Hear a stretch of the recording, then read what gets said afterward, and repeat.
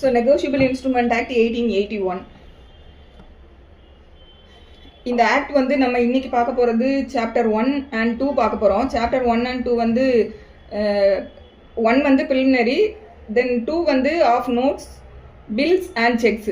இது வந்து ரொம்ப ஃபண்டமெண்டலான, ரொம்ப முக்கியமானது. இது புரிஞ்சுக்கிறதுக்கு கொஞ்சம் கஷ்டமாக இருக்கிற மாதிரி இருக்கும், ஆனால் புரிஞ்சுக்கிட்டோம்னா ரொம்ப ஈஸி தான்.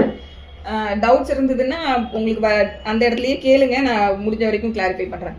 ஸோ ஃபஸ்ட்டு சாப்டர் 1 வந்து ப்ரிலிமினரியில் ஷார்ட் டைட்டில், எக்ஸ்டெண்ட் கமென்ஸ்மெண்ட் இதை பற்றி தான் சொல்லியிருக்காங்க. ஷார்ட் டைட்டில் வந்து இந்த ஆக்டோட name as usual. This act may be call the negotiable instrument act 1881. Then local extent, saving of usage relating to hundis etcetera. இது வந்து it extends to whole of India. India ஃபுல்லாக இந்த சட்டம் அப்ளை ஆகும். யாருக்கு அப்ளை ஆகாது அப்படின்னா, but nothing herein contain affects the Indian paper currency act section 21 or affects any local usage relating to any instrument in an oriental language.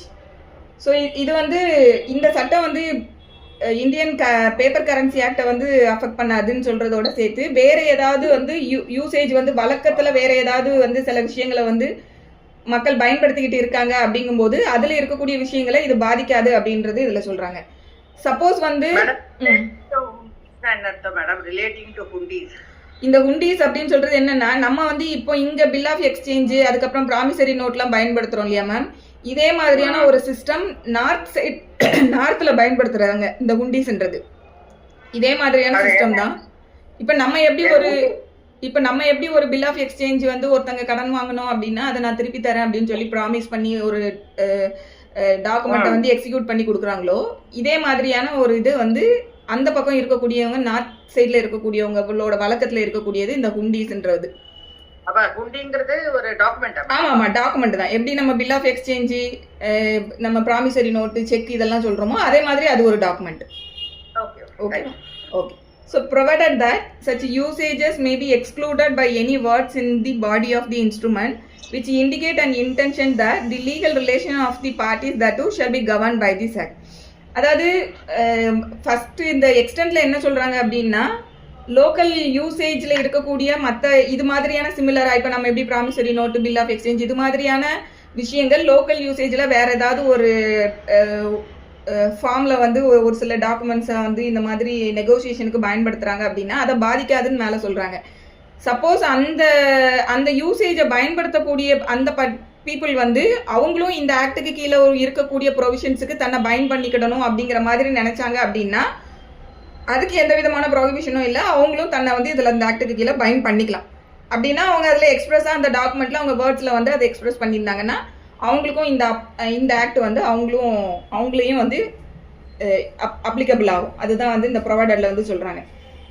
தென் கமென்ஸ்மெண்ட்டில் வந்து இந்த act எப்போ கமென்ஸ்மெண்ட்டுக்கு வருது அப்படின்னு பார்த்தோன்னா, shall came into force on the first day of March 1882. So 1882ல் March 1ஆம் தேதியிலேருந்து செயல்பட்டுக்கு வருது. செக்ஷன் 2 வந்து ரிப்பீல் ஆயிடுச்சு. தென் செக்ஷன் 3 வந்து இன்டர்பிரிட்டேஷன் கிளாஸ். யூஸ்வலாக நிறைய சட்டங்களில் வந்து செக்ஷன் 2ல் interpretation clause or definition clause வரும். இங்கே வந்து செக்ஷன் 3ல் வந்து வருது. பேங்கர்னா யாருங்கிறத இங்கே டிஃபைன் பண்ணுறாங்க. Banker includes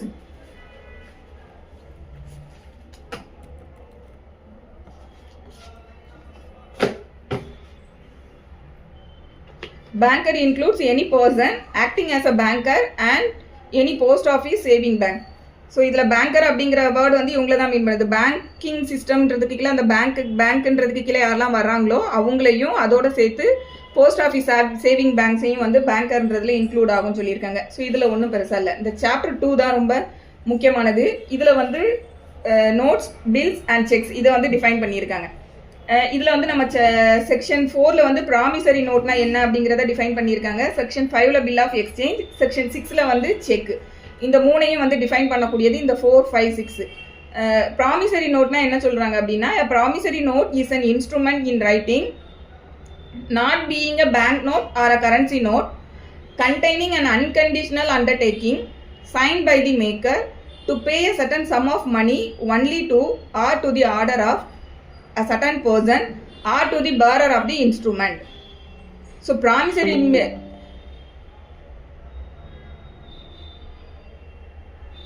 promissory note na enna அப்படினு சொல்றாங்க அப்படினு பார்த்தோம்னா, அண்ட் இன்ஸ்ட்ருமெண்ட் இன் ரைட்டிங். அப்போ கண்டிப்பாக ஒரு ப்ராமிசரி நோட் அப்படின்னா ரைட்டிங்கில் தான் அது கண்டிப்பாக இருக்கணுங்கிறது ஃபர்ஸ்டே சொல்லிடுறாங்க. அடுத்து not being a bank note or currency note அப்படின்னு சொல்கிறாங்க. ஸோ பேங்க் நோட்னா என்ன, கரன்சி நோட்னா என்ன அப்படின்னா, பேங்க் நோட் அப்படின்னு சொல்லக்கூடியது நமக்கு ரிசர்வ் பேங்க் ஆஃப் இந்தியாவில் வந்து அடித்து பிரிண்ட் பண்ணி வரக்கூடியது எல்லாமே வந்து பேங்க் நோட்ஸ். கரன்சி நோட்னா என்ன அப்படின்னா, நம்மளோட கவர்மெண்ட், இந்தியன் கவர்மெண்ட் அடிக்கக்கூடியது வந்து இந்த பணம் நமக்கு அடிச்சு தராங்க இல்லையா, இதில் வந்து 1 ரூபி காயினும் 1 ரூபி நோட்டும் வந்து நம்மளோட இந்தியன் கவர்மெண்ட் வந்து பிரிண்ட் பண்ணக்கூடியது. 1 ரூபி காயின் அண்ட் 1 ரூபி நோட்டை தாண்டி மீதி எல்லாமே வந்து பார்த்தோம் அப்படின்னா இவங்க பிரிண்ட் பண்ணுவாங்க, ரிசர்வ் பேங்க் ஆஃப் இந்தியா வந்து பிரிண்ட் பண்ணுவாங்க. So Reserve Bank of India print பண்ணக்கூடியது எல்லாமே வந்து பேங்க் நோட்டு.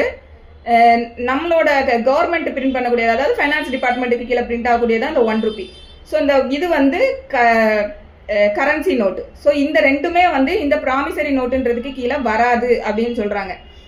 அடுத்து containing and unconditional undertaking. So இப்போ ஏன் இந்த பேங்க் நோட்டும் கரன்சி நோட்டும் ஏன் வராதுன்னு பார்த்தீங்கன்னா, அந்த நோட்டையும் நம்ம இப்போ ஒரு கையில் வந்து ஒரு ரூபா நோட்டை நம்ம எடுத்து பார்த்தோம்னா அதுலேயுமே வந்து ஒரு அன்கண்டிஷனல் அண்டர்டேக்கிங் தான் இருக்கும். இப்போ உதாரணத்துக்கு உங்கள் கையில் ஏதாவது ஒரு அமௌண்ட் இருந்ததுன்னு எடுத்து பார்த்தீங்கன்னா அதுலேயே வந்து என்ன போட்டிருப்பாங்க அப்படின்னா, I promise to pay the bearer the sum of 500 rupees அப்படின்னு போட்டு கீழே வந்து கவர்னர்னு போட்டு கையெழுத்து போட்டிருப்பாங்க. ஸோ இங்கேயும் வந்து இந்த கரன்சி நோட்டில் வந்து எப்படி என்ன, இந்த பேங்க் நோட்டில் வந்து என்ன போட்டிருக்காங்க அப்படின்னா, I promise to pay the bearer the sum of, அது என்ன ரூபி நோட்டோ அதை போட்டிருக்காங்க. அப்போ இங்கேயும் வந்து ஒரு அன்கண்டிஷனல் ப்ராமிஸ் இருக்குது, நான் வந்து பே பண்ணுறேன்னு சொல்லி ஒரு ப்ராமிஸ் வருது. ஸோ இந்த பேங்க் நோட் அண்ட் கரன்சி நோட்டுமே ரெண்டுமே பார்த்தோம்னா சிமிலராக வந்து நம்ம சொல்லக்கூடிய ப்ராமிசரி நோட்டு மாதிரியே தான் அதில் இருக்கும். ஆனால் அது ரெண்டும் இந்த ஆம்பிட்டுக்குள்ளே வராது அப்படிங்கிறத ஃபஸ்ட்டு சொல்லிடுறாங்க. அடுத்து containing and unconditional undertaking. So unconditional undertaking இருக்கணும், signed by the maker. Sign by the மேக்கர்னா அந்த ப்ராமிசரி நோட்டை வந்து யார் எக்ஸிக்யூட் பண்ணுறாங்களோ அந்த பர்சன், அவர் தான் வந்து sign by the maker. To pay a certain sum of money. So இந்த அன்கண்டிஷனல் அண்டர்டேக்கிங் எது தொடர்புபட்டதாக இருக்கணும் அப்படின்னு பார்த்தோம்னா, நான் வந்து ஒரு அந்த வெறும் சம் ஆஃப் மணின்னு அவங்க சொல்லவே இல்லை, சர்டன் சம் ஆஃப் மணி அப்படிங்காங்க. ஸோ ஸ்பெசிஃபிக்காக வந்து அமௌண்ட்டை வந்து அதை ஸ்பெசிஃபிக்காக சொல்லியிருக்கணும், வேகாக இருக்கக்கூடாது. ஸோ அந்த அமௌண்ட் வந்து கரெக்டாக சர்டைனாக இருக்கணும். Only to or to the order of. So இதில் வந்து ஒரு பர்டிகுலர் பர்சனுக்கு பே பண்ணுறேன் அப்படின்ற அண்டர்டேக்கிங்காக இருக்கணும். அப்படி இல்லாட்டி அவரோட ஆர்டர் யார், அவர் வேற யாருக்காவது இப்போ என்னோட பேருக்கு எழுதி தரப்பட்ட ப்ராமிசரி நோட்டை எனக்கு பே பண்ணுறேன் அப்படின்னு அன்கண்டிஷனல் அண்டர்டேக்கிங்காக இருக்கலாம். அப்படி இல்லாட்டி சித்ராதேவி யாரை சொல்கிறாங்களோ அவங்களுக்கு நான் பே பண்ணுறேன் அப்படின்னு சொல்லி கூட அவங்க சொல்லலாம். அதை தான் வந்து ஆர்டர். ஸோ அப்போ only to or or to the order of a certain person or to the bearer of the instrument. அப்படி இல்லாட்டி பேரர் அப்படின்னா என்னன்னா, அந்த இன்ஸ்ட்ருமெண்ட்டை வந்து யார் பேர் பண்ணிட்டு வராங்களோ அவங்க தான் பேரர். ஸோ அதில் நேமே இல்லாமல் கூட இருக்கலாம். அந்த மாதிரி இருக்கக்கூடியது வந்து பேரர் இன்ஸ்ட்ருமெண்ட்னு சொல்லுவோம். ஸோ இவ்வளோ இன்க்ரீடியண்ட்டும் இருக்கக்கூடியதான் வந்து ப்ராமிசரி நோட். அப்போ ப்ராமிசரி நோட் அப்படின்னா, it is an instrument which should be in writing written form which contain unconditional undertaking. It should be signed by the maker to pay a certain sum of money to a particular person or order of a particular person. இவ்வளவும் இருக்கக்கூடியது தான் promissory note. So இப்போ இதில் வந்து கீழே சில illustrations கொடுத்து இந்த இல்லஸ்ட்ரேஷன்ஸ்லேயே வந்து எதெல்லாம் இருந்தால் ப்ராமிசரி நோட், எதெல்லாம் எப்படி இருந்ததுன்னா ப்ராமிசரி நோட் இல்லைங்கிறத கீழே நல்லா தெளிவாக சொல்லியிருக்காங்க. So a signs instrument in the following terms. So signs instrument in the following terms. First என்ன சொல்கிறாங்கன்னா, I promise to pay B or order ₹500. So இங்கே ஒரு பர்சன் என்ன சொல்கிறாருன்னா, அன்கண்டிஷனலாக அண்டர்டேக் பண்ணுறாரு. என்ன அண்டர்டேக் பண்ணுறாரு, நான் பே பண்ணுறேன் அப்படின்னு அண்டர்டேக் பண்ணுறாரு, ப்ராமிஸ் பண்ணுறாரு. யாருக்கு, பிக்கு. அப்போ அன்கண்டிஷனல் அண்டர்டேக்கிங் வந்துருச்சு. அன்கண்டிஷனல்னா என்னன்னா, எந்த விதமான கண்டிஷனுமே இல்லாமல் அது இருக்கணும், அதுதான், வேற ஒன்றும் கிடையாது.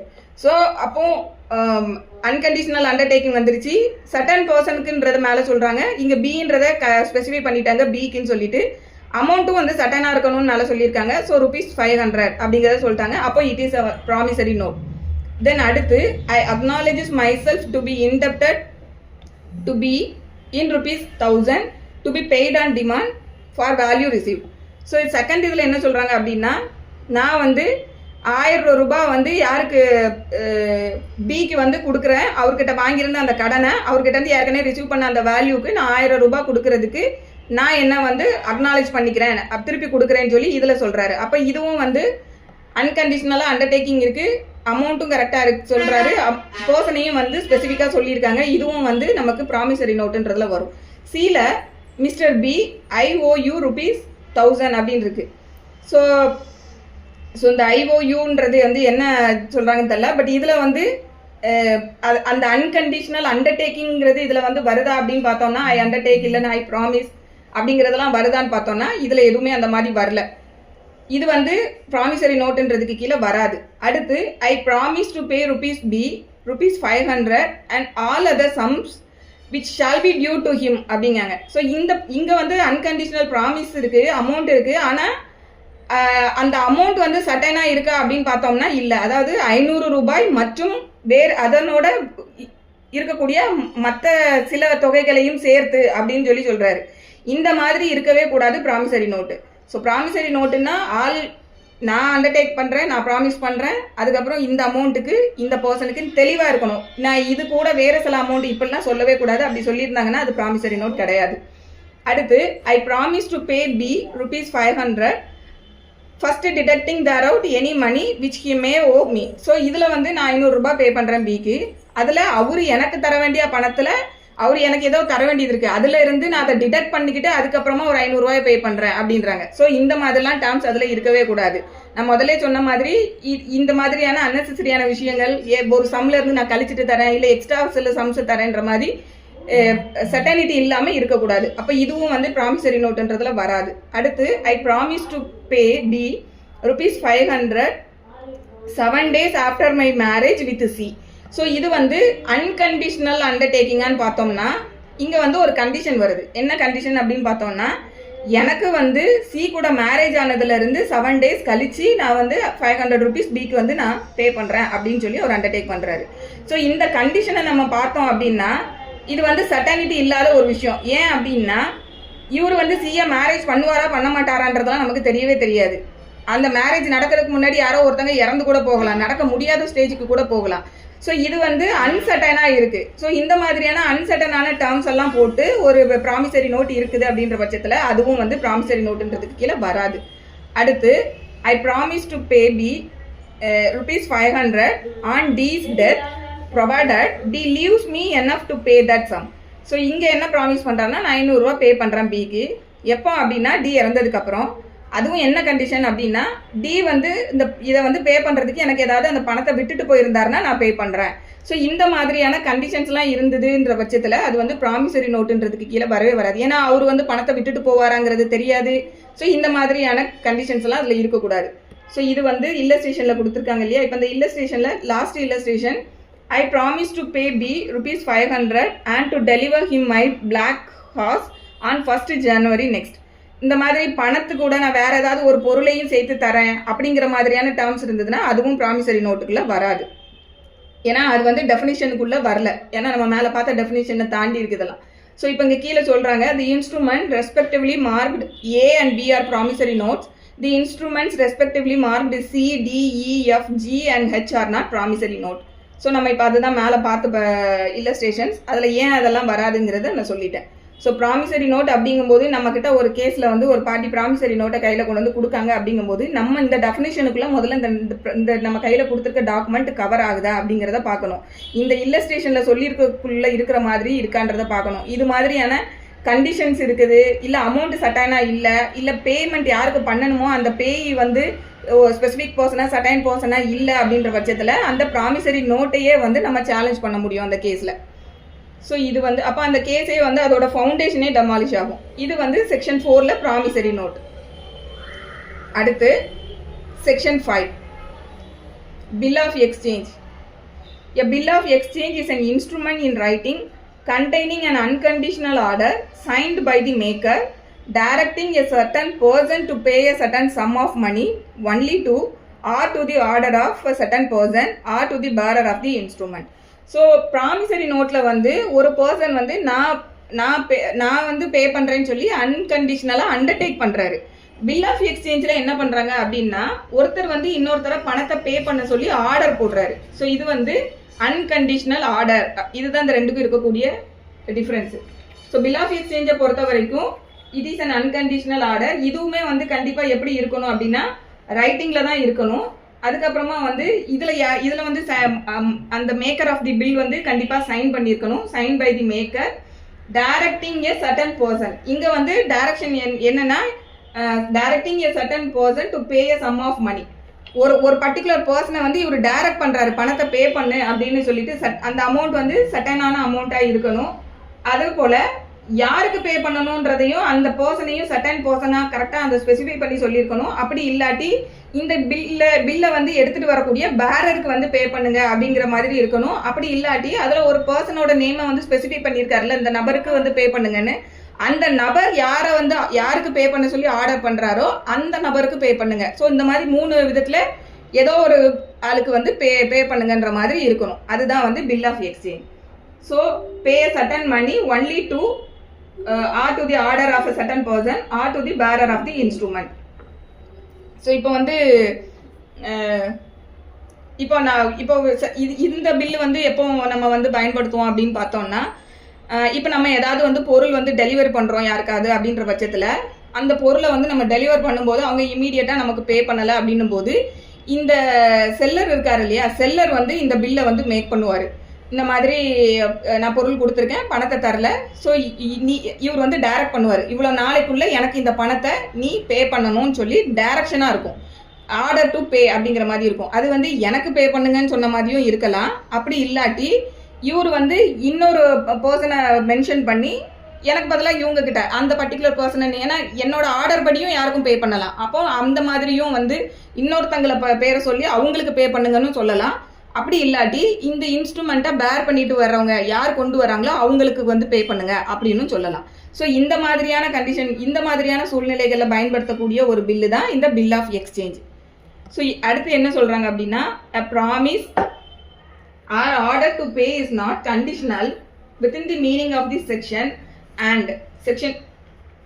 A promise or order to pay is not conditional within the meaning of this section and section 4 by reason of the time for payment of the amount or any installment thereof being expressed to be on the lapse of a certain period after the occurrence of a specified event which according to the ordinary expectation of mankind is certain to happen although the time of its happening may be uncertain. இப்போ இது எதுக்கு சொல்றாங்க அப்படின்னா, 2 டெஃபினிஷன்லையும் காமனா இருக்கக்கூடியது என்னது, ரெண்டுமே வந்து அன்கண்டிஷனலா இருக்கணும்ன்றது நம்ம பார்த்துட்டோம். அன்கண்டிஷனல் ஆர்டர் பில் ஆஃப் எக்ஸ்சேஞ்சை பொறுத்த வரைக்கும் அன்கண்டிஷனல் ஆர்டர், ப்ராமிசரி நோட்டை பொறுத்த வரைக்கும் அன்கண்டிஷனல் ப்ராமிஸ் இல்லையா, அக்னாலஜ்மெண்ட், நான் பே பண்ணுறேன்னு சொல்லிட்டு ஒரு அன்கண்டிஷனல் அண்டர்டேக்கிங். ஸோ அப்போ இந்த இடத்துல எது வந்து இப்போ இதில் என்ன சொல்கிறாங்கன்னா, கீழே சொல்லக்கூடிய ஒரு சினாரியோ வந்ததுன்னா அதை கண்டிஷனல்னு எடுத்துக்கிடாதீங்க. இந்த 2 ப்ரொவிஷனை பொறுத்த வரைக்கும் இப்போ சொல்லக்கூடிய விஷயம் கண்டிஷனல் கிடையாது அப்படிங்காங்க. எது அப்படின்னு பார்த்தோம் அப்படின்னா, ஒரு பர்டிகுலர் ஈவெண்ட் நடந்ததுக்கு அப்புறம் இல்லை ஒரு பர்டிகுலர் பீரியட் வந்து எக்ஸ்பயர் ஆனதுக்கு அப்புறமா இல்லை ஒரு சடன் அக்கரன்ஸ் வந்து நடந்ததுக்கு அப்புறமா வந்துட்டு எனக்கு பே பண்ணணும் அப்படின்னு சொல்லி ஒரு கண்டிஷன் போட்டிருக்காங்க. அப்படிங்கும்போது அந்த கண்டிஷன் வந்து ஆர்டினரி எக்ஸ்பெக்டேஷனில் எப்படி இருக்கும் அப்படின்னா, கண்டிப்பாக நடந்தே தீரும் அந்த மாதிரி இருந்ததுன்னா அதை வந்து நம்ம கண்டிஷனல் அப்படின்னு எடுத்துக்க கூடாது அப்படின்னு சொல்கிறாங்க. ஸோ அதாவது இப்போ மேலே வந்து நம்ம சில பில் ஆஃப் எக்ஸ்சேஞ்சில் வந்து சில கண்டிஷன்ஸ் பார்த்தோம் இல்லையா, அதாவது அவர் வந்து என்னை மேரேஜ் பண்ணினதுலேருந்து 7 டேஸ்க்குள்ள நான் பே பண்ணுறேன் அப்படின்னு சொல்லும்போது இட் இஸ் அன்கண்டிஷனல் ஈவெண்ட். அவர் கல்யாணம் பண்ணுவாரா பண்ண மாட்டாராங்கிறது நமக்கு தெரியாது. ஈவன் யாராவது ஒருத்தங்க இறந்து போயிட்டாங்கன்னா கல்யாணம் நடக்கவே முடியாத மாதிரி இம்பாசிபிலிட்டின்றதுக்குள்ளே கூட போகிறதுக்கு வாய்ப்பு இருக்குது. ஸோ இந்த மாதிரியான விஷயங்கள் வந்து இது வந்து அன்கண்டிஷனல் அக்னாலஜ்மெண்ட் கிடையாது, அது வந்து கண்டிஷனல் அக்னாலஜ்மெண்ட், அதை வந்து லா பெர்மிட் பண்ணலை. ஸோ ஆனால் சில கண்டிஷன்ஸை வந்து போடுறாங்க இந்த மாதிரியான பில்ஸில். ஆனால் அந்த கண்டிஷன் வந்து கண்டிப்பாக ஆர்டினரி எக்ஸ்பெக்டேஷனில் நடந்தே தீரும் அந்த மாதிரி இருந்ததுன்னா அதெல்லாம் வந்து பெர்மிட் ஆகும் அப்படிங்கிறது தான் இதில் சொல்கிறாங்க. ஆனால் இதில் என்ன சொல்கிறாங்க அப்படின்னா, though the time of its happening may be uncertain. So அது எப்போ நடக்குங்கிறது தெரியல, ஆனால் அது கண்டிப்பாக நடந்தே தீரும் அப்படின்னா அதை வந்து நம்ம கண்டிஷனலாக இருக்குது அப்படின்னு நம்ம எடுத்துக்க முடியாது. அதையும் அன்கண்டிஷனல் தான் எடுத்துக்கணுன்றது தான் இதில் சொல்லியிருக்காங்க. ஸோ இது புரியுதா? இப்போ நான் உதாரணத்துக்கு வந்து ஒரு கப்பலில் வந்து சரக்கு ஏற்றி அனுப்புகிறோன்னு வைப்போமே. இப்போ இந்த கப்பல் வந்து இப்போ அந்த எங்கே வந்து அது போய் ரீச் ஆகணுமோ அந்த இடம் வந்து ஒரு 1 மந்தில் கண்டிப்பாக வந்து ரீச் ஆகிற மாதிரி இருக்குது. பட் சம் வெதர் அந்த மாதிரி சூழ்நிலையினால அந்த டைம் முன்ன பின்ன ஆகலாம். இப்போ வந்து ஒரு பில்லில் இவங்க என்ன எழுதுறாங்க அப்படின்னா, இந்த பொருள் வந்து உங்களை வந்து ரீச் ஆனதுலேருந்து 1 மாதத்துக்குள்ளே எனக்கு கொடுங்க அப்படின்னு சொல்லும்போது ஆர்டினரி எக்ஸ்பெக்டேஷன் கண்டிப்பாக அது போயிடுங்கிறது தான். சம் எக்ஸப்ஷனல் கேசஸில் வந்து ஏதோ நடக்கிறது வேற, பட் இன் ஜென்ரல் அது வந்து நடக்கிறதுக்கான பாசிபிலிட்டிஸ் இருக்குது. ஸோ அந்த மாதிரி இப்போ எனக்கு வந்து கப்பல் அங்கே வந்து சேர்ந்த உடனே அதுலேருந்து ஒரு மாதத்துக்குள்ளே எனக்கு கொடுங்க அப்படின்னா இது வந்து கண்டிஷனலாக இருக்குது. இந்த பில் ஆஃப் எக்ஸ்சேஞ்சை பொறுத்த வரைக்கும் அன்கண்டிஷனலாக தான் இருக்கணும். அதனால் இங்கே இது வந்து கண்டிஷனலாக இருக்குது, அதனால் இது செல்லாது அப்படின்னு டிஃபைன் பண்ண முடியாது அப்படின்னு சொல்லக்கூடியது தான் இந்த ஃபர்ஸ்ட் பார்ட்டு. தென் அடுத்து என்ன சொல்றாங்க அப்படின்னா, the sum payable may be certain within the meaning of the section and 4 although it includes future interest or is payable at an indicated rate of exchange or is according to the course of exchange, and although the instrument provides that on default of payment of an installment the balance unpaid shall become due. இது என்ன அப்படின்னா, இப்போ மேலே வந்து 2 டெஃபினிஷன்லையும் என்ன சொல்கிறாங்க, சட்டைனான அமௌண்ட்டாக இருக்கணும் அப்படிங்கிறத நம்ம பார்த்தோம். Amount should be certain. ஆனால் இப்போ அப்போ அமௌண்ட் ஷுட் பி சட்டைன் அப்படின்னு சொல்லும்போது எனக்கு வந்து இன்ட்ரெஸ்ட்டோட சேர்த்து தாரேன் அப்படின்னு சொல்கிறாங்க. அப்படின்ற பட்சத்தில் அப்போ அது அன்சர்டைன் அமௌண்ட்டாக மாறுமா அப்படின்னு கேட்டால் கிடையாது. அதை தான் வந்து இங்கே சொல்கிறாங்க. சப்போஸ் நம்ம சொல்லக்கூடிய அந்த அமௌண்ட்டில் ஃபியூச்சர் இன்ட்ரெஸ்ட் இதில் இன்க்ளூட் ஆகும்னு சொல்லி ஒரு இன்ட்ரெஸ்ட் ரேட்டை வந்து அவங்க போட்டிருக்காங்க. அப்படின்ற பட்சத்தில் அந்த மாதிரியான விஷயங்கள் எல்லாம் அதில் வந்து டிஃபால்ட் இருக்கும் போதும் அதுவுமே வந்து என்னவா தான் மாறும், பேலன்ஸ் அன்பெய்டுன்றதா தான் மாறும். அதுவும் வந்து டியூவாக தான் மாறும். ஸோ அது எல்லாமே வந்து சர்டைன் அமௌண்ட்டுன்றதுக்கு கீழே வந்துடும். ஸோ அப்போ வந்து இன்ட்ரெஸ்ட் பே பண்ணணும்னு போட்டிருக்கிறதுனால நமக்கு வந்து டெஃபினிஷனில் வந்து சர்டைன் அமௌண்ட்டாக இருக்கணும்னு போட்டிருக்காங்க. பட் இவங்க அதையும் தாண்டி சில விஷயங்கள் எல்லாம் போட்டிருக்காங்க. அதனால இது வந்து வேலிடான டாக்குமெண்ட் கிடையாதுன்னு நம்ம சொல்ல முடியாது. ஸோ அதை தான் வந்து இந்த பார்ட்டில் சொல்கிறாங்க. அடுத்து, the person to whom it is clear that the direction is given or that payment is to be made may be certain person within the meaning of the section and section 4 although he is misnamed or designated by description only. So இது என்ன அப்படின்னா, ஒரு bill வந்து draw பண்ணுறாங்க. அந்த பில்லில் வந்து யாருக்கு பேமெண்ட்டை வந்து மேட் பண்ணணும் அப்படிங்கிறது கிளியராக தெரியுது. ஆனால் அதில் வந்து அந்த நேமில் வந்து அந்த நேம் வந்து மிஸ்நேம் ஆயிருக்கு. அப்படி இல்லாட்டி அந்த பர்டிகுலர் பர்சனை வந்து நேமை சொல்லாமல் அவங்களோட டெசிக்னேஷனை சொல்லியிருக்காங்க. ஆனால் அந்த பார்ட்டிஸ்க்கு வந்து கிளியராகவே தெரியுது இவங்கள தான் வந்து இது மீன் பண்ணுது அப்படிங்கிறது. It is very clear. அப்படி இருந்தது அப்படின்ற பட்சத்தில் அதை நம்ம என்ன தான் எடுத்துக்கிடணும் அப்படின்னு பார்த்தோம்னா, அதுவும் வந்து இந்த செக்ஷனை பொறுத்த வரைக்கும் சர்டைன், இந்த section and as well section 4 2 ப்ரொவிஷனையும் பொறுத்த வரைக்கும் சர்டைன் பர்சன் தான் எடுத்துக்கணும். ஏன்னா டாக்குமெண்ட் வந்து பர்சனை வந்து சர்டைனாக குடிச்சிருக்கணும்னு சொல்கிறோம் இல்லையா. அப்போ இந்த இடத்துல வந்து நேம் வந்து மிஸ்நேம் ஆயிருக்கு. இல்லாட்டி அந்த நேமை வந்து அவரோட டிஸ்கிரிப்ஷனை வச்சு அவர் வந்து இப்போ ஒரு டெசிக்னேட்டர், இப்போ ஒரு இந்த கம்பெனியோட மேனேஜர் அப்படின்னா அவங்களோட அந்த டெசிக்னேஷனை வச்சு குறித்து அந்த பில்லில் வந்து நேமை வந்து போட்டிருக்காங்க. அப்படின்ற பட்சத்தில் அதை வந்து தெளிவாக இல்லைன்னு நம்ம சொல்லக்கூடாது. ஏன்னா அவங்களுக்கு வந்து கிளியராக அதை பார்த்தாலே தெரியுது இவங்கள தான் இது மீன் பண்ணியிருக்காங்கன்னு தெரியும் போது, அந்த மாதிரி இருக்கும்போதும் நம்ம அதை சர்டைன் பர்சன் தான் எடுத்துக்கிடணும் இந்த 2 ப்ரொவிஷனை பொறுத்த வரைக்கும். ஸோ இதுதான் இதில் சொல்லியிருக்காங்க. தென் நெக்ஸ்ட்டு செக்னா என்னங்கிறது செக்ஷன் 6 சொல்கிறாங்க. A cheque is a bill of exchange drawn on a specified banker and not expressed to be payable otherwise than on demand, and it includes the electronic image of a truncated check and the check is in the electronic form. So இங்கே செக்னா என்ன அப்படின்னா, first எடுத்த உடனே என்ன சொல்லிட்டாங்கன்னா, cheque is a bill of exchange அப்படின்னு சொல்லிட்டாங்க. அப்போ பில் ஆஃப் எக்ஸ்சேஞ்சுனா மேலே சொன்ன மாதிரி. இப்போ ப்ராமிசரி நோட்டுக்கும் இந்த பில் ஆஃப் எக்ஸ்சேஞ்சுக்கும் இன்னொரு மெயினான டிஃப்ரென்ஸ் என்ன இருக்கும் அப்படின்னு பார்த்தோம்னா, ப்ராமிசரி நோட்டை பொறுத்த வரைக்கும் பை பார்ட்டி அக்ரிமெண்ட். அதில் வந்து 2 பார்ட்டிஸ் தான் இருப்பாங்க. ஒரு ட்ராயர், ஒரு மேக்கர் இருப்பார், அதுக்கப்புறம் பேயி யாரோ அவங்க இருப்பாங்க. நான் வந்து உங்களுக்கு பே பண்ணுறேன்னு சொல்லி அது வந்து பை பார்ட்டி அக்ரிமெண்ட்டாக இருக்கும். பில் ஆஃப் எக்ஸ்சேஞ்சை பொறுத்த வரைக்கும் எப்படி இருக்குன்னா, ட்ரை பார்ட்டி அக்ரிமெண்ட்டாக இருக்கும். 3 நபர்கள் வருவாங்க. ஸோ ஒரு மேக்கர், அது வந்து ஒரு ட்ராயர், அதுக்கப்புறம் ஒரு ட்ராயி, அதுக்கப்புறம் ஒரு பேயி, 3 பேர் வருவாங்க பில் ஆஃப் எக்ஸ்சேஞ்சில். இப்போ எப்படின்னா, இப்போ நான் வந்து ஒருத்தங்களுக்கு கூட்ஸ் வந்து டெலிவரி பண்ணுறேன் அப்படிங்கும்போது நான் தான் பில் ஆஃப் எக்ஸ்சேஞ்சை வந்து மேக்கராக வருவேன். நான் கூட்ஸை டெலிவர் பண்ணும்போது நான் அவருக்கு கூட்ஸை டெலிவர் பண்ணுறவருக்கு ஆர்டர் போடுவேன். பணத்தை வந்து எனக்கு பே பண்ணுங்கள் இவ்வளோ நாளைக்குள்ளே அப்படின்னு சொல்லி ஒரு ஆர்டர் பண்ணுவேன். அப்போ நான் மேக்கர் ஆஃப் தி இன்ஸ்ட்ருமெண்ட். நான் யாரை டைரக்ட் பண்ணுறனோ அவங்க வந்து ட்ராயி. அந்த ட்ராயிக்கு அப்புறம் நான் இப்போ சொன்ன இல்லஸ்ட்ரேஷனில் வந்து நானே தான் பேயி. ஏன்னா எனக்கு பே பண்ணுங்கன்னு சொல்லி நான் ஆர்டர் பண்ணுறேன். ஆனால் 3 நபர் வரும். நான் வந்து மேக்கராகவும் இருக்கேன், நானே பேயாகவும் இருக்கேன். சில கேசஸில் வந்து பேயி வந்து ஸ்ட்ரேஞ்சராக இருப்பாங்க. எப்படின்னா, இப்போ நான் வந்து கூட்ஸை வந்து டெலிவர் பண்ணுறேன், அது இன்னொரு பார்ட்டிக்கு போகுது.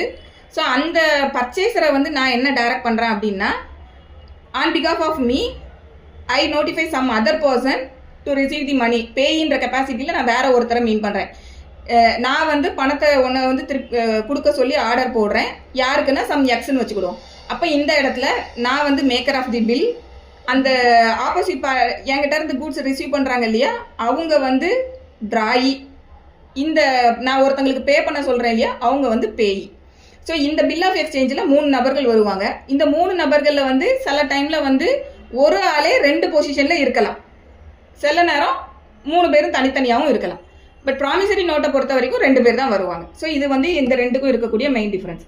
இப்போ செக்கில் வந்து என்ன சொல்கிறாங்க அப்படின்னா, a check is a bill of exchange drawn on a specified banker and not expressed to be payable otherwise than on demand, and it includes the electronic image of a truncated check and a check in the electronic form. So check அப்படிங்கும்போது அது bill of எக்ஸ்சேஞ்சுன்னு சொல்லிட்டாங்க. அப்போ மேலே bill of எக்ஸ்சேஞ்சில் section 5க்கு என்னென்ன சொன்னமோ அது எல்லாமே இதுக்கும் கவர் ஆகும். ஸோ அப்போ எல்லா செக்குமே வந்து பில் ஆஃப் எக்ஸ்சேஞ்ச் தான். ஆனால் எல்லா பில் ஆஃப் எக்ஸ்சேஞ்சும் செக்கு கிடையாது, அப்படி நம்ம புரிஞ்சுக்கணும். ஸோ அப்போ செக்குனா அது ஒரு பில் ஆஃப் எக்ஸ்சேஞ்சுன்ற இதில் வரக்கூடியது. இது வந்து என்ன இருக்கணும்னா, ஒரு பேங்கருக்கு தான் வந்து இது வந்து ட்ரா பண்ணப்பட்டிருக்கணும், ட்ரான் ஆன பேங்கர். ஏன்னா இது பொறுத்த வரைக்கும் பில் ஆஃப் எக்ஸ்சேஞ்சை பொறுத்த வரைக்கும் பேங்கருக்கு தான் வந்து அதை வந்து நான் ட்ரா பண்ணியிருக்கணும்னு அவசியம் கிடையாது.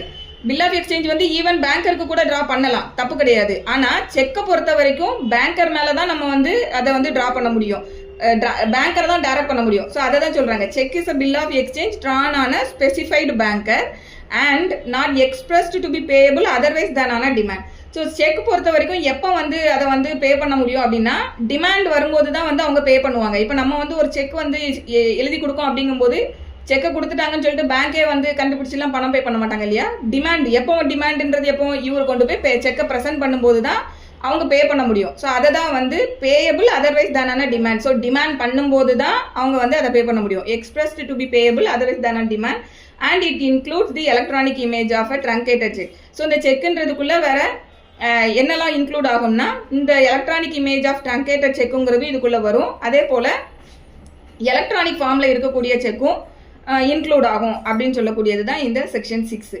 ஸோ இதில் எக்ஸ்பிளனேஷனில் ஃபஸ்ட்டு என்ன சொல்கிறாங்க அப்படின்னா, for the purpose of the section the expressions a cheque in the electronic form means a cheque drawn in electronic form by using any computer resource and signed in a secure system with digital signature, with or without biometric signature and asymmetric crypto system or with electronic signature as the case may be. So இது electronic செக்குங்கிறது இப்போ electronic ஃபார்மில் digital ஃபார்மில் வரக்கூடியது.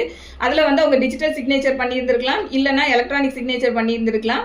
So இது வந்து asthmatic crypto சிஸ்டம்ன்றதுக்கு கீழே வந்து அது செக்யூர்டான ஒரு இதில் வந்து இருக்கும். ஸோ இது எல்லாம் சொல்லக்கூடியது தான் வந்துட்டு செக்கு அப்படிங்கிறது இது வந்து சொல்கிறாங்க. ஸோ இது வந்து ஃபஸ்ட்டு சப் கிளாஸ் ஏல சொல்லியிருக்கக்கூடிய விஷயம். அடுத்து இப்போ இதில் வந்து இந்த டிஜிட்டல் சிக்னேச்சர், ஆஸ்மெட்ரிக் கிரிப்டோ சிஸ்டம், அப்புறம் எலக்ட்ரானிக் சிக்னேச்சர், இதெல்லாம் மீனிங் வந்து நமக்கு அங்கே ஐடி ஆக்டில் வந்து டெஃபினிஷன் கொடுத்துருக்காங்க, அதை பார்த்துக்கிடணும். நெக்ஸ்ட் வந்து ட்ரங்கேட்டட் செக்னா என்ன அப்படிங்கிறத சொல்கிறாங்க. Truncated check means a check which is truncated during the course of a clearing cycle either by the clearing house or by the bank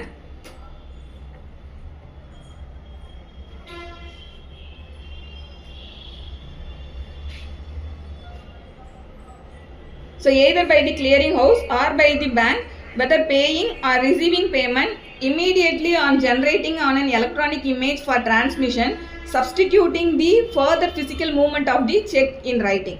இது இந்த ட்ரங்கேட்டட் செக்னா என்ன அப்படின்னா ஒன்றுமே இல்லை. செக்கு வந்து கிளியர் பண்ணுறதுக்கு நம்ம வந்து அதை ப்ரெசென்ட் பண்ணுறோம். அந்த மாதிரி பண்ணும்போது அந்த கிளியரிங் சைக்கிளில் வந்து அந்த செக் வந்து ஏதாவது டேமேஜ் ஆகுது அப்படின்னும் போது சப்சிக்வெண்ட்டாக அதை வந்து டிரான்ஸ்மிஷன் பர்பஸ்க்காக சப்ஸ்டிடியூட் பண்ணக்கூடிய ஒரு ஃபார்ம் ஆஃப் செக் தான் வந்து இந்த ட்ரங்கேட்டட் செக், வேற ஒன்றும் கிடையாது. அதை தான் இதில் சொல்லியிருக்காங்க. ஸோ இந்த கிளியரிங் ஹவுஸில் வந்து அது ஏதாவது ஆகுதுங்கும்போது அதை இமீடியட்டாக வந்து இவங்க வந்து ஒரு எலக்ட்ரானிக் இமேஜ் வந்து ஜென்ரேட் பண்ணுறாங்க, சப்ஸ்டிடியூட் பண்ணுறதுக்கு, அந்த ஏற்கனவே இருந்த அந்த ஃபிசிக்கல் இதை வந்து சப்ஸ்டிடியூட் பண்ணுறதுக்காக பண்ணுறாங்க. ஸோ இதுதான் ட்ரங்கேட்டட் செக். அடுத்து explanation 2.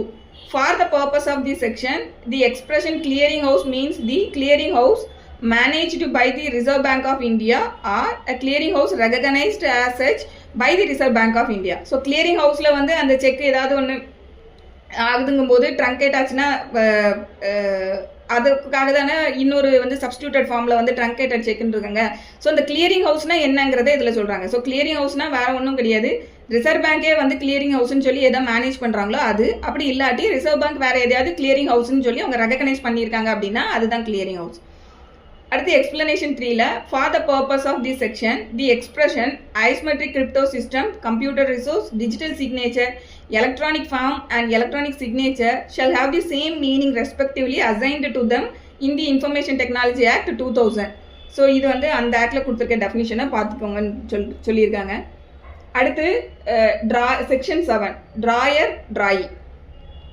First the maker of a bill of exchange or cheque is called drawer. So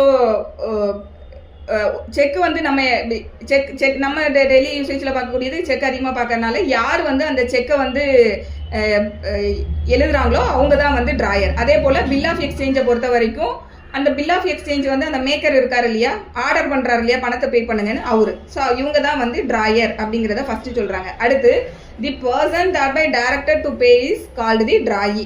so இந்த இன்ஸ்ட்ருமெண்ட் மூலமாக யாருக்கு வந்து பணத்தை பே பண்ண சொல்லி டைரக்ஷன் இருக்கோ அவங்க பேரு ட்ராயி. ஸோ அல்டிமேட்ல அந்த பணத்தை வந்து யாரு ரிசீவ் பண்ண போறாங்களோ யாருக்கு பணத்தை கொடுங்கன்னு சொல்லி அவங்க ஆர்டர் போட்டிருக்காங்களோ அவங்க தான் வந்து ட்ராயி அப்படின்றத இந்த டெஃபினிஷன்ல வந்து சொல்றாங்க. அடுத்து drawee in case of need. When the bill or in any instrument thereon the name of any person is given in addition to the drawee to be resorted in case of need, such person is called a drawee in case of need. So இந்த drawee in case of need அப்படிங்கிறது யாரு அப்படின்னா இந்த மேலே பார்த்த இந்த bill இதெல்லாம் பார்க்குறோம் இல்லையா, இதில் வந்து drawee-யோட பேருக்கு அடிஷ்னலாக வேற யாராவது ஒருத்தங்களோட பேரை வந்து அந்த அந்த டாக்குமெண்ட்ல வந்து அடிஷ்னலாக எழுதியிருந்தாங்க அப்படிங்கிற பட்சத்தில் அந்த அடிஷ்னலாக எழுதப்பட்டிருக்க பர்சனை தான் வந்து drawee in case of need அப்படின்னு சொல்லி சொல்கிறாங்க.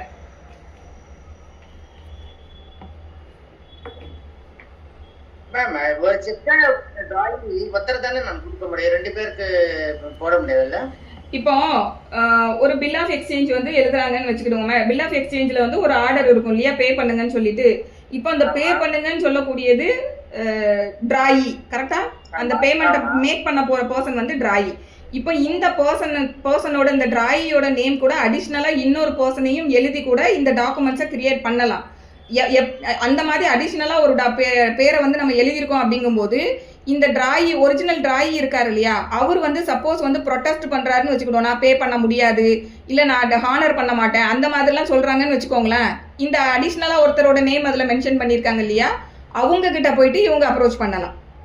ஸோ அதுதான் வந்து drawee in case of need. So இந்த ட்ராயியோட நேமுக்கு அடிஷ்னலாக கூட ஒரு ட்ராயின்ற கெப்பாசிட்டியில் இன்னொருத்தங்க பேர் வந்து அதில் எழுதப்பட்டிருக்கு அந்த இன்ஸ்ட்ருமெண்ட்ல அப்படின்னா அந்த பர்சனுக்கு பேரு ட்ராயி in case of NEET.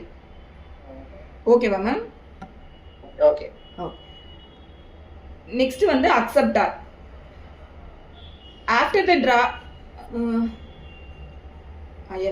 after the drawee of a bill has signed his assent upon the bill, or if there are more parts thereof than one, upon one of such parts and deliver the same or given notice of such signing to the holder or to some person on his behalf is called the acceptor.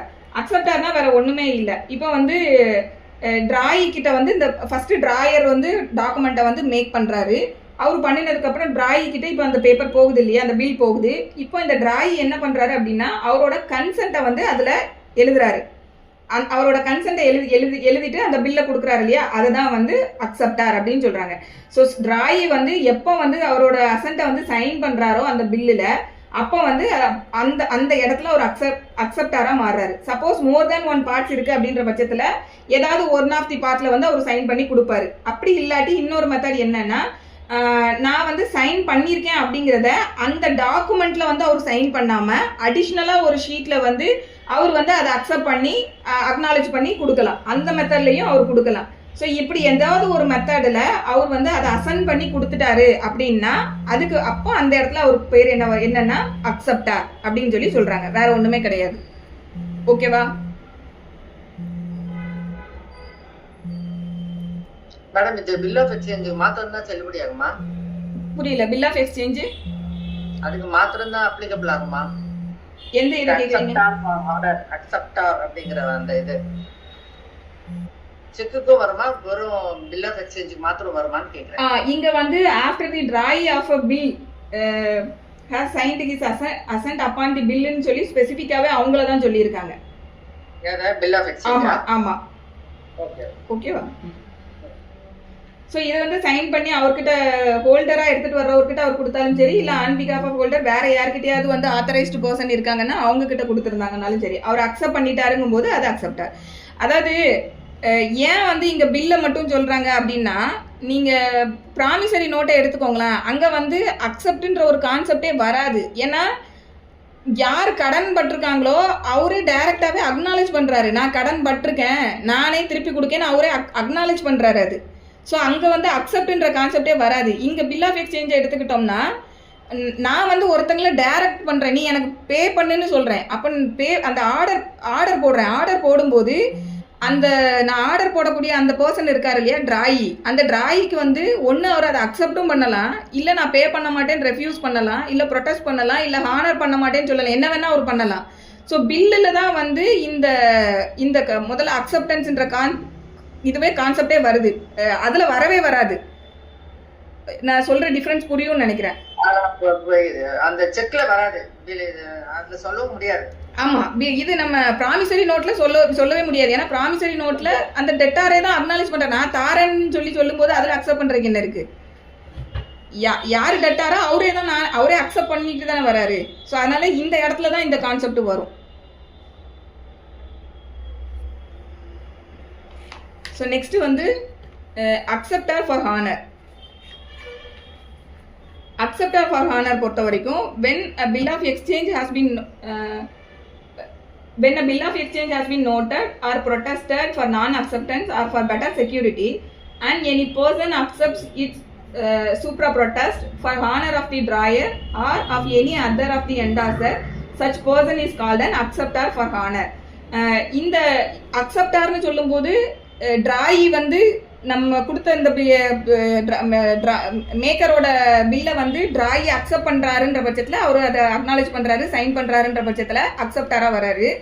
இந்த acceptor for honour எப்போ வருவாங்க அப்படின்னா, இவர் வந்து நான் பே பண்ண மாட்டேன்னு refuse பண்ணுறாரு, இல்லைனா பெட்டர் செக்யூரிட்டி வேணும், ஏதோ ஒரு ரீசனுக்காக அவர் நான் அக்செப்டன்ஸ்ன்றதுக்கு கீழே போகிறாரு, ஹானர் பண்ண மாட்டேன்னு சொல்கிறாரு. அந்த மாதிரி ஹானர் பண்ண மாட்டேன்னு சொல்லும்போது அந்த இடத்துல அந்த டிராயிக்காக இன்னொரு பர்சன் வந்து நான் இந்த பில்லை ஹானர் பண்ணுறேன் அப்படின்னு சொல்லி ஒருத்தர் வராரு அப்படின்ற பட்சத்தில் அவருக்கு பேர் தான் அக்செப்டார் ஃபார் ஹானர். இது புரியுதுல? ஆமா, அவரு பொறுப்பெடுத்துக்கிறாரு. கரெக்ட். ஸோ இது வந்து அக்செப்டார் ஃபார் ஹானர். அடுத்து வந்து பேய். பேயில யாரை சொல்றாங்கன்னா, the person named in the instrument to whom or whose order the money is by the instrument directed to be paid or is called the pay. So இந்த பேயில வந்து யார் வராங்கன்னா, அந்த இன்ஸ்ட்ருமெண்ட்ல வந்து யாரோட நேமை வந்து பேயின்னு சொல்லி யாருக்கு பணத்தை கொடுங்கன்னு நேம் பண்ணப்பட்டிருக்கோ அந்த பர்சன், அது நமக்கு தெரியும், பேய் அவர் வந்துருவாரு. அதுக்கப்புறமா or to whose order the money is by the instrument directed to be paid is called the pay. So இது யாரு அப்படின்னா, இப்போ உதாரணத்துக்கு வந்து ஒரு பில் வந்து ஒரு ஆளை வந்து ஒருத்தங்களுக்கு பே பண்ணுங்க அப்படின்னு சொல்லி, அதாவது இந்த இன்ஸ்ட்ருமெண்ட் எல்லாமே ரெண்டு டைப் இருக்கு. என்னன்னா ஃபர்ஸ்ட் வந்து பேரர் இன்ஸ்ட்ருமெண்ட், இன்னொன்று என்ன இன்ஸ்ட்ருமெண்ட் அப்படின்னா ஆர்டர் இன்ஸ்ட்ருமெண்ட். இந்த பேரர் இன்ஸ்ட்ருமெண்ட்ல என்ன பண்ணுவாங்க அப்படின்னா, மியர் பொசிஷன் மட்டும் உங்ககிட்ட இருந்தாலே போதும், யார் இந்த இன்ஸ்ட்ருமெண்ட்டை எடுத்துட்டு கையில பொசிஷன்ல வச்சு யார் எடுத்துட்டு வராங்களோ அவங்களுக்கு பே பண்ணிடணுன்றது பேரர் இன்ஸ்ட்ருமெண்ட்டோட கான்செப்ட். ஆர்டர் இன்ஸ்ட்ருமெண்ட் என்ன அப்படின்னா, ஒரு பர்டிகுலர் பர்சனோட நேம் அதில் மென்ஷன் பண்ணியிருப்பாங்க. அப்படி இல்லாட்டி ஒரு பர்டிகுலர் பர்சனோட நேமை மென்ஷன் பண்ணி இவருக்கு இல்லைனா இவர் யாருக்கு கொடுக்கணும்னு ஆர்டர் பண்ணுறாரோ அவருக்கு பே பண்ணுங்கன்னு சொல்லியிருப்பாங்க. ஸோ அந்த இன்ஸ்ட்ருமெண்ட்டுக்கு பேர் வந்து ஆர்டர் இன்ஸ்ட்ருமெண்ட். ஸோ அப்போ பேயே அப்படின்னு சொல்லும்போது யாரெல்லாம் வருவாங்க அப்படின்னு பார்த்தோம்னா, the person named in the instrument அவர் வந்துருவாரு. அதுக்கப்புறமா to whom or whose order the money is by the instrument directed to be paid. So இப்போ அதில் இருக்கக்கூடிய நேமில் இருக்கக்கூடிய அந்த பர்சனை பொறுத்த வரைக்கும் அவர் வேற யாருக்காவது பே பண்ணுறதுக்கு ஆர்டர் இன்ஸ்ட்ருமெண்ட்டாக இருந்ததுன்னா, அந்த இன்ஸ்ட்ருமெண்ட்டில் இருக்க நேமில் யார் நேமில் இருக்கோ அந்த நேம்டு பர்சன் இன்னொருத்தரை சொல்லுவாரு இவருக்கு பே பண்ணுங்க அப்படின்னு சொல்லும்போது அந்த மாதிரி அவரு யாரை சொல்றாரோ அவரும் வந்து பேயின்ற கெப்பாசிட்டிக்கு கீழே வருவார். அதை தான் இதில் சொல்றாங்க. த person named in the instrument to whom or to whose order the money is by the instrument directed to be paid is called the payee. So இது புரிஞ்சிருக்கும்னு நினைக்கிறேன். புரியலன்னா மேடம் இப்போ நான் வந்து நமச்சிவாய் மேடத்துக்கு ஒரு செக் தரேன்னு வைங்களேன், அவங்க பேரை தான் கொடுக்க முடியும், அவங்க அதை வச்சு இன்னொருத்தர் பேர்ல கொடுன்னு சொல்ல முடியுமா? கொடுக்கலாமே. இப்போ நம்ம இப்ப பார்த்துட்டு இருக்கக்கூடிய இந்த ஆக்ட் வந்து பாத்தீங்கன்னா not only dealing with cheque, இது எதெல்லாம் டீல் பண்ணுதுன்னா promissory note, bill of exchange and cheque. இந்த மூணையும் தான் நெகோஷியபிள் இன்ஸ்ட்ருமெண்ட்னு இந்த ஆக்ட்ல வந்து நெகோஷியபிள் இன்ஸ்ட்ருமெண்ட்னா என்ன அப்படின்னு நம்ம இப்போ செக்ஷன் 13ல பார்க்க போறோம். ஸோ நெகோஷியபிள் ஆமா நம்ம இவங்க சொல்லக்கூடியது எல்லாம் இப்போ நீங்க கேட்டீங்கல்ல செக்கை வந்து இப்போ நான் நமச்சிவாயம் மேடம்க்கு கொடுத்தது வந்து இன்னொருத்தங்களுக்கு கொடுக்கணும்னா தாராளமா கொடுக்க முடியும். இப்போ நீங்க வந்து அந்த செக் வந்து நீங்க உங்க கையில செக் இருந்ததுன்னா அதை எடுத்து பார்த்தீங்கன்னா அதுல இருக்கும் என்ன போட்டிருப்பாங்க அப்படின்னா பேரர் பார் ஆர்டர் அப்படின்னு போட்டிருப்பாங்க. அதாவது இந்த செக்கை அப்படியே எடுத்துட்டு வர்றவங்களுக்கு பே பண்ணணுமா, இல்லை ஆர்டர் இதுல நேம் பண்ணப்பட்ட பர்சன் இல்லைன்னா இதுல நேம் பண்ணப்பட்ட பர்சன் வேற யாரையாவது வேற ஒருத்தங்களுக்கு பே பண்ணுங்கன்னு சொல்லியிருக்காங்கன்னா அவங்களுக்கு பே பண்ணணுமான்னு அந்த ஆப்ஷன் அந்த செக்லயே இருக்கும். ஸோ நீங்க சொல்லணுமா இவங்க ஆர்டர் பண்ணுவாங்களா? எஸ். இப்போ நீங்க வந்து நமச்சிவாயம் மேடம்க்கு வந்து செக் கொடுக்குறீங்க, நமச்சிவாயம் மேடம் பேரை வந்து அதில் எழுதிட்டீங்கன்னு வைங்க. இப்போ நமச்சிவாயம் மேடம்க்கு என்ன ஆப்ஷன் இருக்குன்னா அவங்க அந்த செக்கை இன்னொருத்தங்களுக்கு என்டாஸ் பண்ணி இன்னொருத்தங்களுக்கு கொடுக்கலாம். இப்போ நமச்சிவாயம் மேடம்க்கு நீங்க ஏன் செக் கொடுக்குறீங்க அப்படின்னா நீங்க வந்து நமச்சிவாயம் மேடம்க்கு வந்து பணம் கொடுக்கணும், கரெக்டா? அந்த பணத்தை திருப்பி கொடுக்கறதுக்கு பதிலாக நீங்க வந்து மேடம் இந்த செக்கை போட்டு கிளியர் பண்ணிக்கிடுங்க. இப்போ நமச்சிவாயம் மேடம் வந்து எனக்கு கடன் பட்டிருக்காங்கன்னு வச்சுக்கிடுங்க. அப்போ நமச்சிவாயம் மேடம் என்ன பண்ணலாம்னா நீங்க அவங்களுக்கு கொடுத்த செக்கை அவங்க எனக்கு தரலாம். இப்போ நம்ம பார்த்துட்டு இருக்கக்கூடிய இந்த 3 இன்ஸ்ட்ருமெண்ட்டுமே என்ன அப்படின்னு பார்த்தோம்னா, ஏன்னா இந்த ஆக்ட்ல வந்து 3 இன்ஸ்ட்ருமெண்ட்டை சொல்றாங்க. நெகோஷியபிள் இன்ஸ்ட்ருமெண்ட்ன்றது கீழே promissory note, bill of exchange, cheque, 3 விஷயம் சொல்றாங்க இல்லையா? இந்த 3ஓட கான்செப்டுமே என்னன்னு பார்த்தீங்கன்னா பணத்தை கையில வச்சு டீல் பண்ணிட்டு இருக்கிறதுக்கு பதிலாக இது எல்லாமே ஒரு இன்ஸ்ட்ருமெண்ட் மூலமா கடந்து போகுது. ஸோ நமக்கு வந்து செக்யூர்டாகவும் இருக்கு. இப்போ நம்ம ஒரு இடம் போகும்போது பணத்தை கையில தூக்கிட்டு போய்கிட்டும் இருக்க வேண்டாம். இன்னொன்று நம்மளால இமீடியட்டா பணம் கொடுக்க முடியாத சூழ்நிலைகள்ல இந்த இன்ஸ்ட்ருமெண்ட்டை கொடுக்கறதன் மூலமா அதை அக்னாலேஜ் பண்ணி நம்ம ஃபியூச்சர்ல ரெக்கவர் பண்ணிக்கிறதுக்கும் நமக்கு வந்து இந்த இன்ஸ்ட்ருமெண்ட்ஸ் வந்து ஹெல்ப் பண்ணுது. ஸோ இதுதான் நெகோசியேஷன். ஸோ நெகோஷியபிள் இன்ஸ்ட்ருமெண்ட்ன்றது கான்செப்ட் வந்து இதுதான். ஸோ இப்போ இந்த 3 டாக்குமெண்ட்ஸையுமே வந்து நம்ம நெகோஷியேட் பண்ண முடியும். ஓகேவா? ஸோ இப்போ வந்து பேயி அப்படிங்கிறதுல இப்போ நீங்க பேயி, இப்போ நீங்க கேட்ட எக்ஸாம்பிள்ல வந்து நமச்சிவாயம் மேடம் வந்து பேயி. இப்போ நமச்சிவாயம் மேடம் என் பேருக்கு திருப்பி கொடுக்குறாங்க இல்லையா? இப்போ இந்த இடத்துல அவங்களோட ஆர்டர் படி எனக்கு பே பண்ண சொல்றாங்க. அப்போ நானும் இந்த இடத்துல பேயின்னு வருவேன். ஓகேவா? Okay. Then section 8 holder. The holder of promissory note, bill of exchange or check means any person entitled in his own name to the possession thereof and to receive or recover the amount due thereon from the parties thereto. So இந்த holder and due course இந்த 8 and 9 இந்த 2 கான்செப்டையும் உங்களுக்கு நான் இப்போ எடுக்கும்போது புரியலன்னா கிளியரா கேட்டுக்கோங்க. இந்த 2 புரிஞ்சாதான் இந்த ஆக்டே நமக்கு புரியும். ஸோ ஃபர்ஸ்ட் ஹோல்டர்ல என்ன சொல்றாங்க அப்படின்னா the holder of a promissory note, bill of exchange or check means any person entitled in his own name to the possession thereof and to receive or recover the amount due thereon from the parties thereto.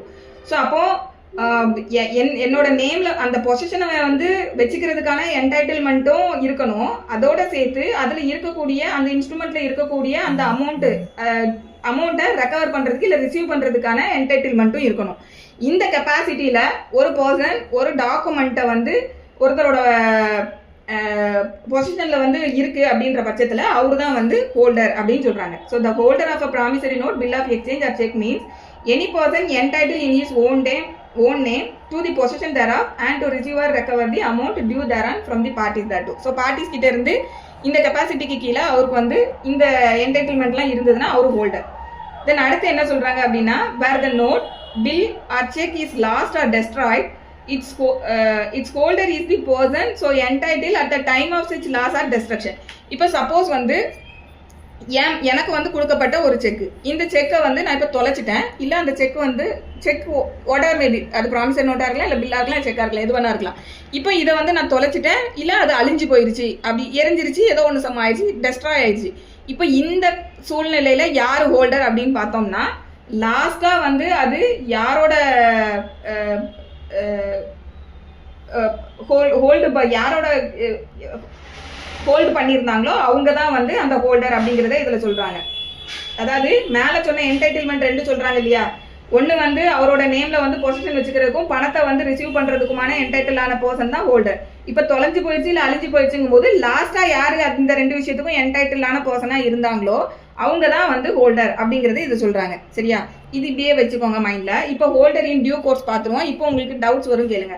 Holder in due கோர்ஸில் என்ன சொல்கிறாங்க அப்படின்னா, holder in due course means any person who for consideration became the possessor of a promissory note, bill of exchange or check if payable to bearer or the payee or endorsee thereof if payable to order before the amount mentioned in it become payable and without having sufficient cause to believe that any defect exists in the title of the person from whom he derived his title. So holder in due courseங்கும் போது condition என்னெல்லாம் இருக்கணும் அப்படின்னா, first வந்து consideration பர்பஸ்க்காக அவர் வந்து இந்த 3 இன்ஸ்ட்ருமெண்ட்ல ஏதோ ஒரு இன்ஸ்ட்ருமெண்ட் ஒரு பர்சனோட பொசிஷனுக்கு எப்படி வந்திருக்கணும் அப்படின்னா, கன்சிடரேஷனுக்காக இந்த இந்த இன்ஸ்ட்ருமெண்ட் வந்து ஒரு பர்சனோட கைக்கு வந்திருக்கணும். இது ஃபர்ஸ்ட் கண்டிஷன். அடுத்து இவர் வந்து எப்படி இருக்கணும் அப்படின்னா, ஒரு போனஃபைடா இந்த இந்த இந்த டாக்குமெண்டோட பொசிஷன் வந்து இவர் கைக்கு வரும்போது இவர் போனஃபைடு நேச்சர்ல வந்து அதை வாங்கியிருக்கணும். அந்த போனஃபைடு நேச்சர் என்ன அப்படின்னா, இந்த டாக்குமெண்ட்ல எந்த விதமான டிஃபெக்ட்டுமே இல்லை அப்படிங்கிற ஒரு ஒரு பிலீஃப்ல வந்து அவர் வந்து அதை வாங்கியிருக்கணும். இப்போ உதாரணத்துக்கு நான் சொல்ல போறேன் அப்படின்னா, இப்போ வந்து ஒருத்தர்கிட்ட ஒரு டாக்குமெண்ட் இருக்கு. அந்த டாக்குமெண்ட் அவர் ஹோல்டரா இருக்காருன்னு வச்சுக்கிடுவோமே. ஒரு பொசிஷன்ல ஒரு இந்த டாக்குமெண்ட்ல ஏதோ ஒரு விஷயத்த வந்து ஒரு இன்ஸ்ட்ருமெண்ட்டை வந்து ஒருத்தர் வந்து ஹோல்டரா வச்சிருக்காரு. பட் அந்த ஹோல்டருக்கு வந்து அவருக்கு வந்து அந்த பொசிஷனை வச்சுக்கிறதுக்கு என்டைட்டில்மெண்ட் இல்லை அந்த பணத்தை ரெக்கவர் பண்ணுறதுக்கு என்டைட்டில்மெண்ட் இல்லை. ஆனால் அந்த மாதிரி ஒரு இன்ஸ்ட்ருமெண்ட் ஒருத்தர் வச்சிருக்காரு. இப்போ இந்த விஷயத்த தெரிஞ்சே ஒருத்தர் வாங்குறாரு, கன்சிடரேஷனுக்கு அந்த இன்ஸ்ட்ருமெண்ட்டை சப்சிக்வெண்ட்டாக வாங்குறாரு. அப்படிங்கும்போது அவர் வந்து ஹோல்டர் இன் டியூ கோர்ஸாக வருவாரானா வரமாட்டார். ஸோ அப்போ ஃபர்ஸ்ட் என்ன சொல்கிறாங்க, ஹோல்டர் இன் டியூ கோர்ஸ்க்கு ஃபர்ஸ்ட் என்ன சொல்கிறாங்கன்னா, கன்சிடரேஷன் மூலமாக அவர் வந்து பொசஸார் ஆயிருக்கணும். ஸோ கன்சிடரேஷன்னா என்ன, வாட் இஸ் கன்சிடரேஷன் அப்படிங்கிறது வந்து நமக்கு கான்ட்ராக்ட் ஆக்ட்ல வந்து சொல்லியிருப்பாங்க. ஸோ கன்சிடரேஷன்னா என்ன அப்படிங்கிறது ஃபர்ஸ்ட் நான் சொல்லிடுறேன்.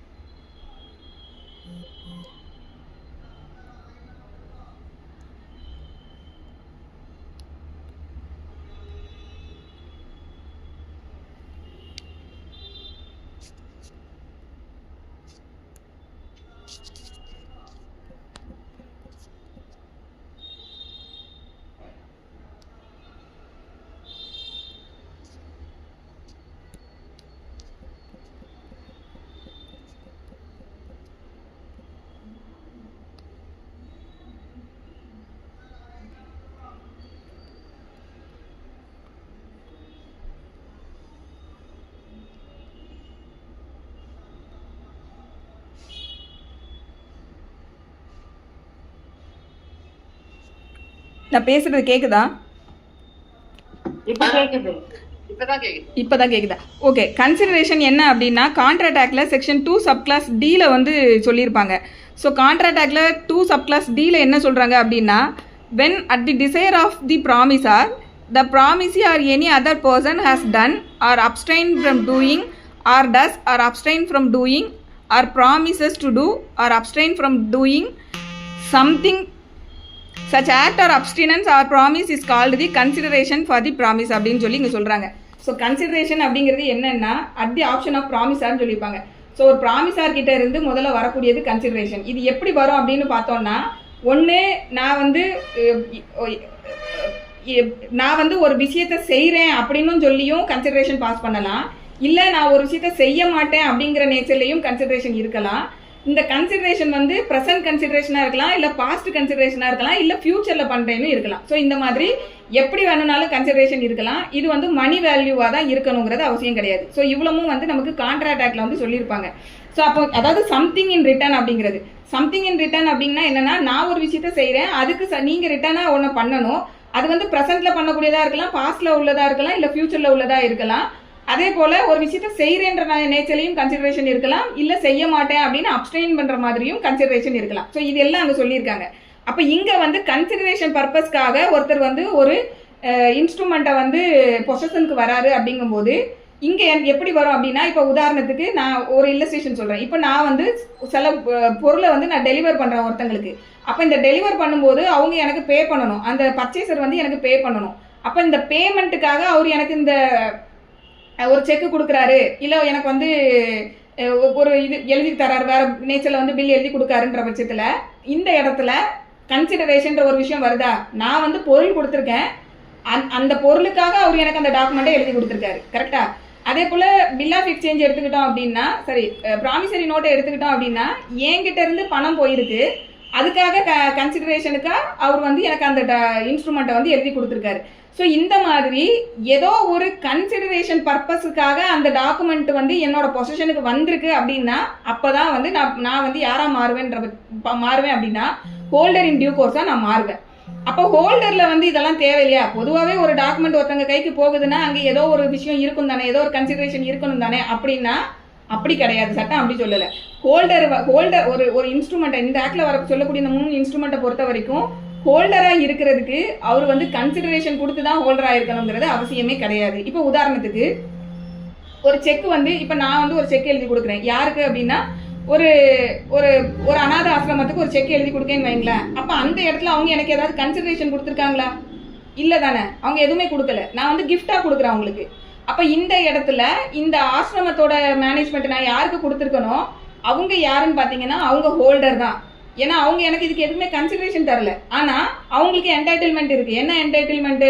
அவங்க அந்த பொசிஷனை வச்சுக்கலாம், அவங்க நான் இதுல எழுதி கொடுத்துருக்க அமௌண்ட்டை வந்து வாங்குறதுக்கு அவங்க அதை வந்து ப்ரெசென்ட் பண்ணலாம். ஸோ அவங்களுக்கு என்னோட அக்கௌண்ட்ல பணம் இருந்ததுன்னா ஆப்வியஸா அவங்க அந்த பணத்தை ரிசீவ் பண்றதுக்கு அவங்களுக்கு என்டைட்டில்மெண்ட் வருது, கரெக்டா? அப்போ இந்த இடத்துல வந்து அவங்க வித்தவுட் கன்சிடரேஷன் அவங்க பொசஸரா இருக்காங்க. அப்போ இங்க வந்து அவங்க ஹோல்டர்.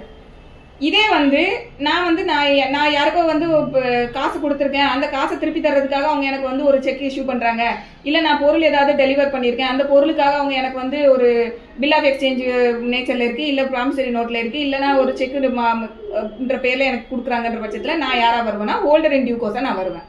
இது புரியுதுல மேடம்? இப்ப இந்த ஹோல்டர் சொன்னீங்க இல்லையா, அநாத ஆசிரமத்துக்கு நீங்க செக் கொடுக்குறீங்க, பிரசன்ட் பண்ணும்போது அந்த பைசா இல்லைன்ற பட்சத்துல அவங்க உங்க மேல நடவடிக்கை எடுக்க முடியுமா? எடுக்க முடியாது.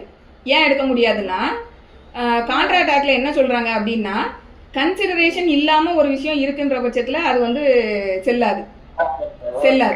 அது மட்டும் இல்லாம இன்னொரு விஷயம் நமக்கு இங்கேயே வந்து இப்ப செக்கை பொறுத்த வரைக்கும் நம்ம அடுத்தப்ப பார்க்க போறோம் செக்ஷன் 138ல இருந்து. அப்ப செக்ல வந்து என்ன சொல்லியிருப்பாங்க அப்படின்னா, செக் வந்து ஒரு அது ஒரு நல்ல வேர்டு சொல்லியிருப்பாங்களே, நெகோஷியபிள் இன்ஸ்ட்ருமெண்ட் ஆக்ட். அது செக். ஆமா, இங்க தான் இதுல தான் நம்ம நெகோஷியபிள் இன்ஸ்ட்ருமெண்ட் ஆக்ட்ல தான் வந்து செக்கும் பார்க்க போறோம். அதாவது ஒரு லாஃபுல் டெட்டுக்காக வந்து அது இருக்கணுங்கிற மாதிரி சொல்லியிருப்பாங்க. ஸோ ஆனா இந்த லாஃபுல் டெட் கிடையாது, அது ஒரு நல்ல வேர்டு வரும். அதாவது இந்த மாதிரி கிஃப்ட் நேச்சர்ல கொடுக்கக்கூடிய செக்கெல்லாம் வந்து டிசானர் ஆச்சுன்னு வைங்க, அதை வந்து எனக்கு என்ஃபோர்ஸ் பண்ணுங்கன்னு சொல்லி அவங்க அதை கிளைம் பண்ணி வாங்க முடியுமா? கோர்ட்டுக்கு போனா அது நிக்குமான்னா கண்டிப்பா நிக்காது. அதாவது லீகலி என்ஃபோர்ஸபிள் டெட்னு சொல்லுவாங்க. லீகலி என்ஃபோர்ஸபிள் டெட்னா என்ன அப்படின்னா, சட்டப்படி அதை என்ஃபோர்ஸ் பண்றதுக்கான தகுதி வாய்ந்ததா ஒரு டெட் இருக்கணும். இப்ப சட்டப்படி என்ஃபோர்ஸ் பண்றதுக்கு அப்படின்னு சொல்லும் போதே ஆட்டோமேட்டிக்கா அது வந்து சப்போர்ட்டட் பை கன்சிடரேஷனா இருக்கணும். அப்பதான் அது வேலிடான கான்ட்ராக்டாவே அது மாறும். ஆமா, இங்க கன்சிடரேஷன் இல்ல. இன்னொன்னு வந்து லீகலி என்ஃபோர்ஸபிள் டெட்ன்றதுக்குள்ள என்ன வரும் அப்படின்னு பார்த்தோம்னா, ஒரு டெட் இருக்கு. அந்த டெட் வந்து எதுக்காக அப்படின்னா, இப்போ ஒரு மர்டர் பண்றதுக்காக ஒருத்தர் வந்து காசு கொடுத்துருக்காருன்னு வச்சுக்கிடுவோம். இப்போ ஆனா அவர் நான் ஒருத்தங்களை கொலை பண்றேன்னு சொல்லி அதுக்காக ஒரு அட்வான்ஸ் பணமா ஒன்னு வாங்கிட்டு போறாரு, ஆனா அவர் கொலை பண்ணல. அப்போ இந்த பணத்தை கொடுத்தவர் அதை திருப்பி எனக்கு கொடுங்க அப்படின்னு சொல்லி கேட்க முடியுமானா கேட்க முடியாது. அதுக்காக கோர்ட்டுக்கு வர முடியுமானா வர முடியாது. ஏன்னா அதை வந்து லீகலா என்ஃபோர்ஸ் பண்ண முடியாத இது. ஏன்னா அது வந்து ஒரு இல்லீகலான பர்பஸ்க்கு கொடுத்தது. இப்போ உதாரணத்துக்கு வந்து ஒரு செக் வந்து எனக்கு ஜாப் வாங்கி தரேன்னு ஏமாத்தி பணத்தை நம்ம கொடுக்குறாங்கன்னு வைங்க. இப்போ அவன் ஏமாத்திட்டு போயிடுவான். அதுக்கப்புறமா வந்து அதுக்காக ஒரு செக்கை கொடுக்குறாங்க அப்படிங்கும்போது அந்த செக்கை கொண்டு போயிட்டு இந்த மாதிரி என்னை ஏமாத்துறேன்னு, என்னை வேலை வாங்கி தரேன்னு ஏமாத்துறதுக்காக கொடுத்ததுன்னு சொல்லி ஸ்டாண்ட் எடுத்தாங்கன்னா அந்த கேஸ் எல்லாம் வந்து நிற்காது. ஏன்னா அந்த ஆப்ஜெக்டை முதல்ல பார்ப்பாங்க. என்ன ஆப்ஜெக்டுக்காக இந்த செக் இஷ்யூ பண்ணப்பட்டிருக்குதுங்கிறது பார்க்கணும். அந்த ஆப்ஜெக்ட் வந்து லாஃபுல்லா இருக்கணும். அதாவது அந்த கன்சிடரேஷன் சொல்றோம் இல்லையா, அந்த கன்சிடரேஷன் வந்து லாஃபுல் ஆப்ஜெக்டுக்காக கொடுத்திருந்தா மட்டும்தான் அது it can be enforced before court of law. ஓகேவா? இப்போ இதுதான் வந்து நமக்கு செந்தில் பாலாஜி கேஸ்ல கூட சுப்ரீம் கோர்ட் லாஸ்டா சொல்லியிருப்பாங்க. அவர் வந்து அந்த ஏமாத்திருப்பாரு இல்லையா, அப்போ அதுக்கு வந்து அவர் என்ன பண்ணுவாருன்னா, நான் யார்கிட்டலாம் வந்து பணம் வாங்கணும்னா அவங்களுக்குலாம் நான் செக்கை திருப்பி செக்காக கொடுத்துருக்கேன் அப்படின்னு சொல்லும்போது சுப்ரீம் கோர்ட் அதை தான் கேட்பாங்க. அவங்க என்ன ஆப்ஜெக்ட்டுக்காக கொடுக்குறீங்க, ஒரு அன்லாஃபுல் ஆப்ஜெக்ட்டுக்கு கொடுக்கக்கூடியது, முதல்ல அது ரெக்கவரபிள் டெப்டா அப்படிங்கிறது கேட்டு அது பண்ண முடியாதுன்னு சொல்லியிருப்பாங்க. ஓகேவா? ஸோ இப்போ ஹோல்டர் இன் டியூ கோர்ஸ் அப்படின்னு சொல்லும்போது கன்சிடரேஷன் இருக்கணும், சரியா? அப்போ ஃபர்ஸ்ட் கன்சிடரேஷன், அடுத்து வந்து இது வந்து without having sufficient cause to believe that any defect existed in the title of the person from whom he derives his title ன்னு சொல்றாங்க. இப்போ இவர் வந்து ஹோல்டர் இன் டியூ கோர்ஸ்ன்ற கெப்பாசிட்டியில இவர் வராரு அப்படிங்கும்போது இப்போ முதல்ல வந்து ஒரு செக் வந்து ஒருத்தங்க பேருக்கு எழுதி கொடுத்துருக்காங்கன்னு வச்சுக்கிடுவோம். இப்போ இந்த செக்கு சப்சிக்வெண்டா இப்போ இந்த ஃபர்ஸ்ட் எழுதி கொடுத்த மேக்கருக்கும் இந்த கையில வச்சிருக்கக்கூடிய இந்த பொசஷன்ல இருக்கக்கூடிய இந்த பர்சனுக்கும் நடுவுல வந்து இந்த செக்ல வந்து டிஃபெக்ட் இருக்குன்னு வச்சுக்கிடுவோம். அது வந்து ஃபிளா இருக்கு, அந்த டைட்டில்ல வந்து டிஃபெக்ட் இருக்கு. அப்படிங்கும்போது இந்த டிஃபெக்ட் தெரியாம சப்சிக்வெண்டா அடுத்தாப்ப இன்னொரு ஆள் கன்சிடரேஷனுக்கு அந்த செக்கை வாங்கினாருன்னா அவர் ஹோல்டர் இன் டியூ கோர்ஸா வந்துருவாரு. இப்போ உதாரணத்துக்கு ஒரு சின்ன இல்லஸ்ட்ரேஷன் சொல்றேன். இப்போ ஒரு செக் இருக்கு, அந்த செக் வந்து ஒரு ஃபோர்ஜ்டு செக்கா இருக்கலாம், இல்ல திருட்டு செக்கா இருக்கலாம், எது வேணா இருக்கலாம். ஆனா ஒரே நேம்ல இருந்ததுனால அதே நேம்ல இருக்கக்கூடிய இன்னொரு பர்சன் அந்த செக்கை வந்து வச்சிருக்காருன்னு வச்சுக்கிடுவோம். இப்போ அந்த பர்சன் வந்து என்ன பண்றாரு அப்படின்னா, சப்சிக்வெண்டா நம்ம இந்த இன்ஸ்ட்ருமெண்ட் எல்லாமே டிரான்ஸ்ஃபர் பண்ண முடியும்னு பாக்குறோம் இல்லையா. இப்போ அவர் வந்து அந்த இன்ஸ்ட்ருமெண்ட்டை இன்னொருத்தருக்கு அடுத்த ஆளுக்கு இன்னொரு ஆளுக்கு கொடுக்குறாரு. அப்படி கொடுக்கும்போது இப்போ இந்த சப்சிக்வெண்டா வாங்குறாரு இல்லையா அந்த டாக்குமெண்ட்டை, அந்த சப்சிக்வெண்டா வாங்கக்கூடியவர் வந்து இந்த டாக்குமெண்ட்ல இந்த டைட்டில்ல இந்த பிரச்சனை இருக்குங்கிறத தெரியாம வாங்கியிருந்தாருன்னா அவர் ஹோல்டர் இன் டியூ கோர்ஸா வருவாரு. அவர் இந்த டாக்குமெண்ட்ல ஏற்கனவே வந்து டிஃபெக்ட் இருக்கு அப்படிங்கிறத தெரிஞ்சு வாங்கியிருந்தாருன்னா அவர் ஹோல்டர் இன் டியூ கோர்ஸ்ன்ற கெப்பாசிட்டிக்கு வரமாட்டார். ஓகேவா? அடுத்து இதுல முக்கியமானது என்ன அப்படின்னா, இன்னொன்னு இந்த holder and holder in due course அப்படின்னு பார்க்கும்போது இந்த ஹோல்டர் இன் டியூ கோர்ஸ் வந்து ரொம்ப செக்யூர்டான ஒரு பிளேஸ்ல இருப்பாரு. ஏன் அப்படின்னா, வெறும் ஹோல்டரா இருக்காருன்னு வச்சுக்கிடுவோமே, அந்த ஹோல்டர் வந்து அந்த பணத்தை ஏதாவது தரல, இல்ல ஏதாவது பிரச்சனை அப்படின்ற பட்சத்துல அதுக்கு ப்ரையர் பார்ட்டி அவர் யார்கிட்ட இருந்து வாங்கினாரோ அவரை மட்டும்தான் கிளைம் பண்ண முடியும். ஆனா ஹோல்டர் இன் டியூ கோர்ஸ் அப்படின்னு சொல்லும் போது இவர் இதுக்கு முன்னாடி யார் யார் கையிலலாம் இருந்து இந்த டாக்குமெண்ட் கடந்து வந்திருக்கோ அவங்க எல்லார் மேலேயும் இவர் கிளைம் பண்ண முடியும். இது புரியுதா உங்களுக்கு? இப்போ ஒரு 3-4 பேர் கை தாண்டி வந்திருக்கு. இந்த 4ஆவதா வந்திருக்க நபர் வந்து ஹோல்டர் இன் டியூ கோர்ஸா இருக்காரு. ஆனா அதுக்கு முன்னாடி இருக்கக்கூடிய ஒரு பர்சன் வந்து ஹோல்டர் இன் டியூ கோர்ஸ் கிடையாது. அவர்கிட்ட கைக்கு வந்ததுல ஏதோ ஒரு டிஃபெக்ட் இருக்கு, அந்த டாக்குமெண்ட்ல அவருக்கு வந்து அதை வச்சுக்கிறதுக்கு உரிமையில சம் டிஃபெக்ட் இருக்கு. அப்படி இருந்தா கூட இந்த ஹோல்டர் இன் டியூ கோர்ஸ் யார் மேலாம் கிளைம் பண்ணலாம்னா, அதுக்கு முன்னாடி யார்கிட்டலாம் இருந்த அந்த இன்ஸ்ட்ருமெண்ட் கடந்து வந்ததோ அவங்க எல்லார்கிட்டயுமே ஹோல்டர் இன் டியூ கோர்ஸ் வந்து கிளைம் பண்ண முடியும். பட் ஹோல்டருக்கு வந்து ஆமா, all persons all are responsible. ஆமா. ஸோ இது வந்து ஹோல்டருக்கும் ஹோல்டர் இன் டியூ கோர்ஸுக்கும் இருக்கக்கூடிய. ஸோ இவர் வந்து போனஃபைடா அந்த டாக்குமெண்ட் வந்து போனஃபைடா இவர்கிட்ட வந்திருக்கணும். ஃபார் கன்சிடரேஷனுக்காக அந்த டாக்குமெண்ட் இவர் கைக்கு வந்திருக்கணும். ப்ரீவியஸ் டிஃபெக்ட் அந்த டாக்குமெண்ட்ல டைட்டில்ல வந்து ஏதாவது டிஃபெக்ட் இருக்குங்கிறத தெரியாம வந்து அவர் வாங்கியிருந்திருக்கணும். ஸோ இதெல்லாம் இருந்ததுன்னா அவருக்கு பேர் வந்து ஹோல்டர் இன் டியூ கோர்ஸ். இந்த ஹோல்டர் இன் டியூ கோர்ஸை பொறுத்த வரைக்கும் இதுக்கு முன்னாடி எத்தனை பேர்கிட்ட அது மாதிரி வந்தாலும் அவருக்கு அதை பத்தி பிரச்சனை இல்லை, அவர் எல்லாரும் மேலேயும் கிளைம் பண்ணலாம். பட் ஹோல்டரை பொறுத்த வரைக்கும் அவங்க அந்த மாதிரி பண்ண முடியாது. ஓகேவா?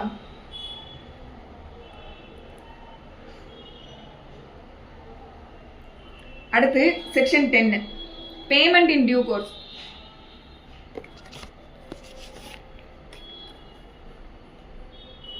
Payment in due course means payment in accordance with the apparent tenor of the instrument in good faith and without negligence to any person in possession thereof, under circumstances which do not afford a reasonable ground for believing that he is not entitled to receive payment of the amount therein mentioned. So payment in due course என்ன அப்படிங்கும்போது இப்போ ஒரு செக்கை கொண்டு போய் பேங்க்ல present பண்றாங்க அப்படிங்கும்போது அந்த செக்கை பார்த்த உடனேயே அப்பேரண்டா வந்து ஓகே இந்த ஆள் தான் என்டைட்டிலான பர்சன். இப்போ ஒரு ஏன்ற நேம்ல அந்த செக் இருக்கு அப்படிங்கும்போது ஏங்கிற பர்சன் தான் அதை கொண்டு போய் கொடுத்துருக்காரு அப்படிங்கும்போது பேங்க் வந்து அவருக்கு பணத்தை கொடுத்துட்டாங்க அப்படிங்கும்போது அவங்க பேமெண்ட் இன் டியூ கோர்ஸ்னு எடுத்துக்கலாம். சப்போஸ் அவங்களுக்கு வந்து ஏங்கிற ஒரு பர்சன் வந்து கொண்டு வந்து கொடுக்குறாரு, பேர்ல இருக்கு, ஆனா பீன்ற நேம்ல உள்ள ஒருத்தர் வந்து அதை கொடுக்குறாரு அப்படிங்கும்போது அவங்க வந்து அதை உடனே கொடுத்துட்டு நான் பேமெண்ட் இன் டியூ கோர்ஸ் பண்ணனா அப்படின்னு பண்ணியிருக்கேன்னு சொல்ல முடியுமா அப்படின்னா அவங்க அப்படி கிளைம் பண்ண முடியாது. ஆனா அந்த இடத்துல வந்து அவங்க என்கொயரி பண்ணணும், உன்னோட நேம்ல இல்லையே இது என்ன அப்படிங்கிறத அவங்க கேட்கணும். ஸோ அதை தான் இங்க சொல்றாங்க. பேமெண்ட் இன் டியூ கோர்ஸ்ன்னு சொல்லும் போது in accordance with the apparent அந்த இன்ஸ்ட்ருமெண்ட்ல அப்பேரண்டா என்ன இருக்கோ அதுக்குபடியே அப்படியே அவங்க ஆக்டட் அப்பான் ஆயிருக்கணும். அதை குட் ஃபைட்ல அவங்க பண்ணியிருக்கணும். எந்த விதமான நெக்லிஜென்ட்டும் இல்லாம அந்த பேமெண்ட்டை வந்து அவங்க பண்ணியிருக்கணும். ஸோ இது மாதிரி அவங்க பண்ணியிருந்தாங்க அப்படின்ற பட்சத்தில் அந்த பேமெண்ட் வந்து பேமெண்ட் இன் டியூ கோர்ஸ் கரெக்டாக தான் அவங்க பே பண்ணியிருக்காங்கன்றது எடுத்துக்கொள்ளப்படும். இதுதான் வந்து பேமெண்ட் இன் டியூ கோர்ஸ். அடுத்து inline instrument section 11. A promissory note, bill of exchange or check drawn or made in India and made payable in or drawn upon any person resident in India shall be deemed to an inland instrument. So inland இன்ஸ்ட்ருமெண்ட்டுங்கிறது இந்த வந்து promissory note இல்லைன்னா bill of exchange இல்லை cheque எதுவாக இருந்தாலும் ஒன்று இந்தியாவில் mat பண்ணியிருக்கணும், இல்லைனா இந்தியாவில் பே பண்ணுற மாதிரி, இல்லைனா இந்தியன் ரெசிடென்ட்டாக இருக்கக்கூடியவங்க பேரில் வந்து ட்ரா பண்ணியிருக்காங்கன்ற பட்சத்தில் அது பேர் இன்லேண்ட் இன்ஸ்ட்ருமெண்ட். ஃபாரின் இன்ஸ்ட்ருமெண்ட் அப்படின்னு சொல்லக்கூடியது இந்த மேலே சொன்ன இதில் இல்லாத மீதி எல்லாமே வந்து ஃபாரின் இன்ஸ்ட்ருமெண்ட் அப்படிங்கிறது இந்த செக்ஷன் 12 சொல்லியிருக்காங்க. அடுத்த செக்ஷன் 13. செக்ஷன் 13 தான் முக்கியமானது. இதில் தான் வந்து நெகோஷியபிள் இன்ஸ்ட்ருமெண்ட்னா என்ன அப்படிங்கிறத சொல்கிறாங்க. Negotiable instrument means a promissory note, bill of exchange or check payable either to order or to bearer.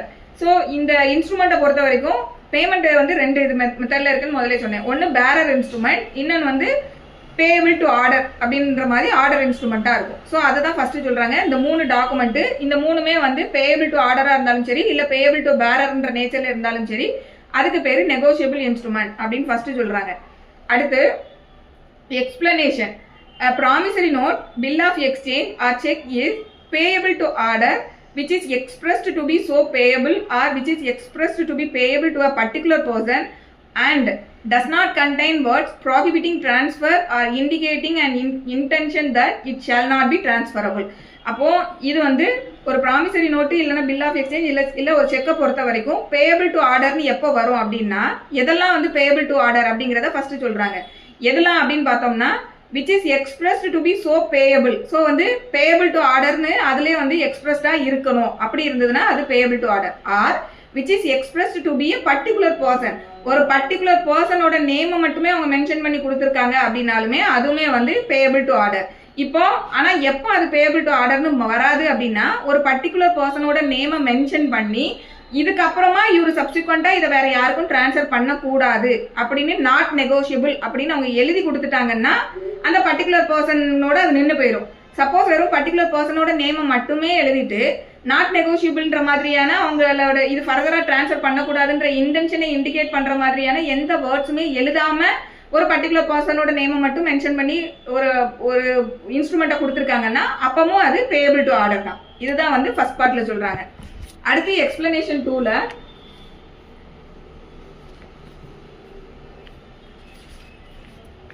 a promissory note, bill of exchange or check is payable to bearer which is expressed to be so payable or on which the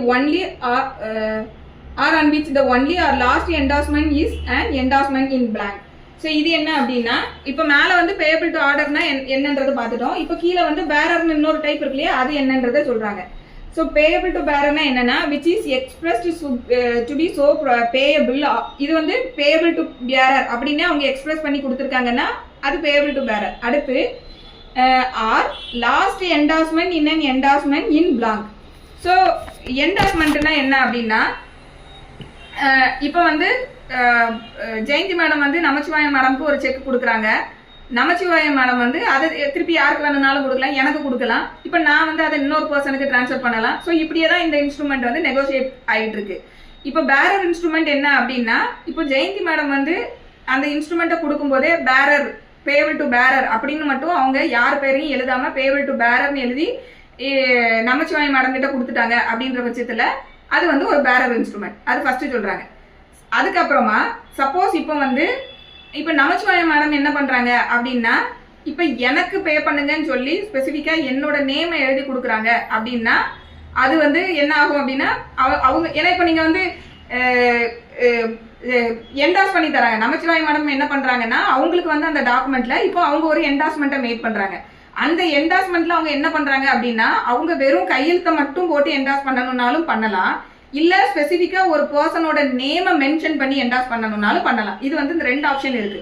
இப்போ இதுல அவங்க வந்து வெறுமனா அவங்க சிக்னேச்சரை மட்டும் போட்டு என் கையில கொடுத்துட்டாங்க அப்படின்னா இப்பவும் அது பேபிள் டு பேரர் தான். ஏன்னா அதுல யார் பேரையும் ஸ்பெசிஃபிக்கா மென்ஷன் பண்ணல, நான் என் கையில கொடுத்துருக்காங்க, இப்போ நான் பேரர், நான் அதை கொண்டு போய் கொடுக்கலாம்.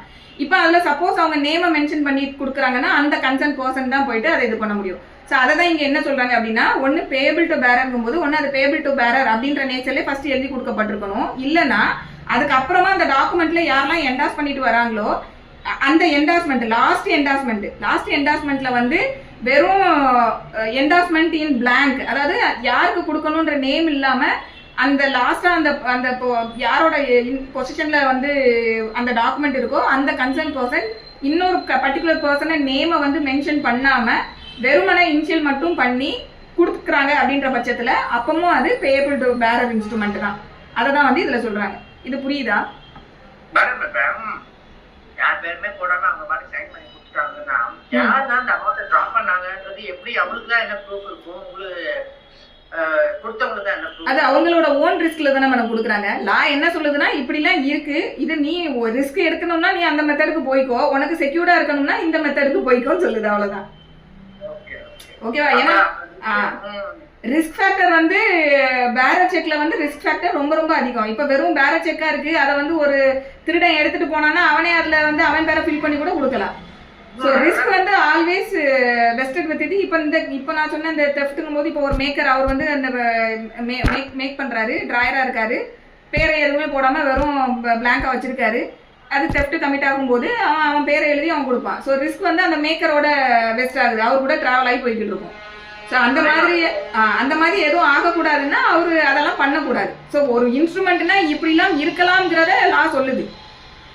அதுல இருக்கக்கூடிய இப்போ நம்ம வந்து என்டாஸ்மெண்ட் இன் ஃபுல் அப்படின்னு சொல்லும்போது முழு பேரையும் நம்ம என்டாஸ் பண்ணி கொடுக்கோம்னா அந்த பர்டிகுலர் பர்சனுக்கு தான் அவங்க அதை பணத்தை கொடுக்க போறாங்க. அப்ப அது கொஞ்சம் செக்யூர்டா இருக்கும்.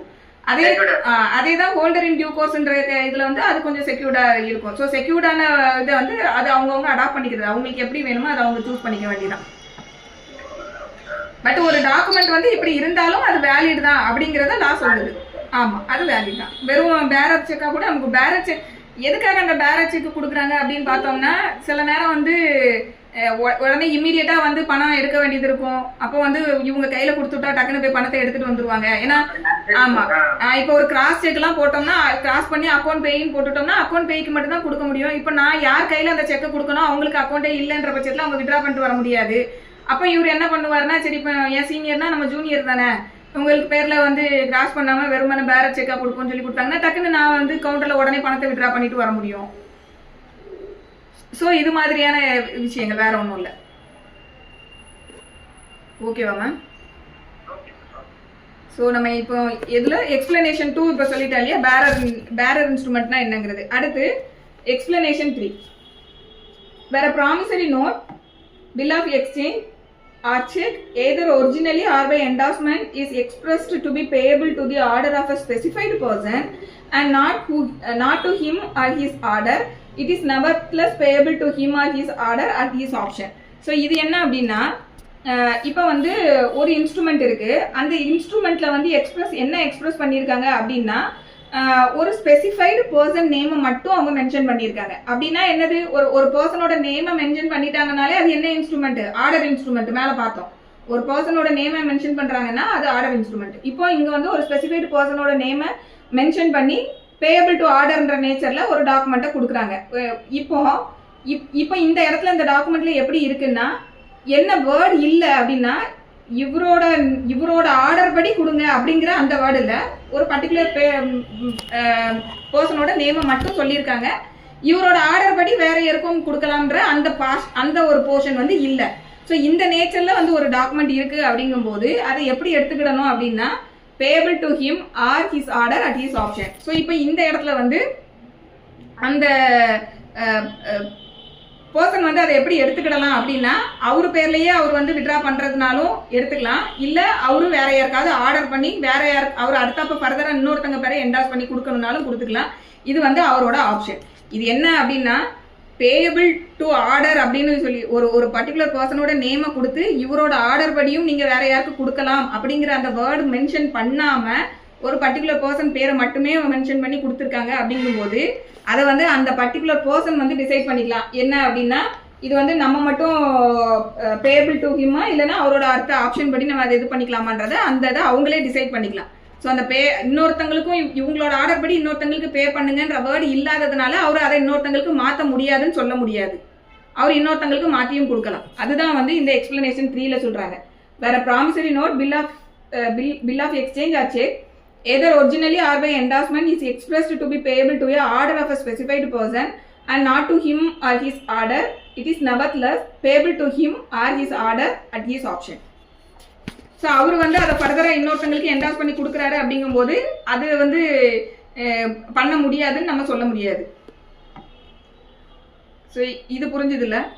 இப்போ உதாரணத்துக்கு என்னன்னா ஒரு செக் வந்து இப்போ ஜெயந்தி மேடம் ஒரு செக் கொடுக்காங்க, எனக்கு கொடுக்குறாங்க. அதில் வந்து என் பேரை மட்டும்தான் எழுதியிருக்காங்க. இது என் பேரை எழுதி ஆர்டர்ன்ற வேர்டை அவங்க போடலை, வெறும் ஸ்பெசிஃபிக்காக சித்ராதேவின் பேரை மட்டும் கொடுத்துருக்காங்க. அப்படிங்கும்போது இதை நானே போயிட்டு நான் பேயின்ற கெப்பாசிட்டியில் நான் பணத்தை வந்து நான் எடுத்துக்கணும்னாலும் எடுத்துக்கலாம்.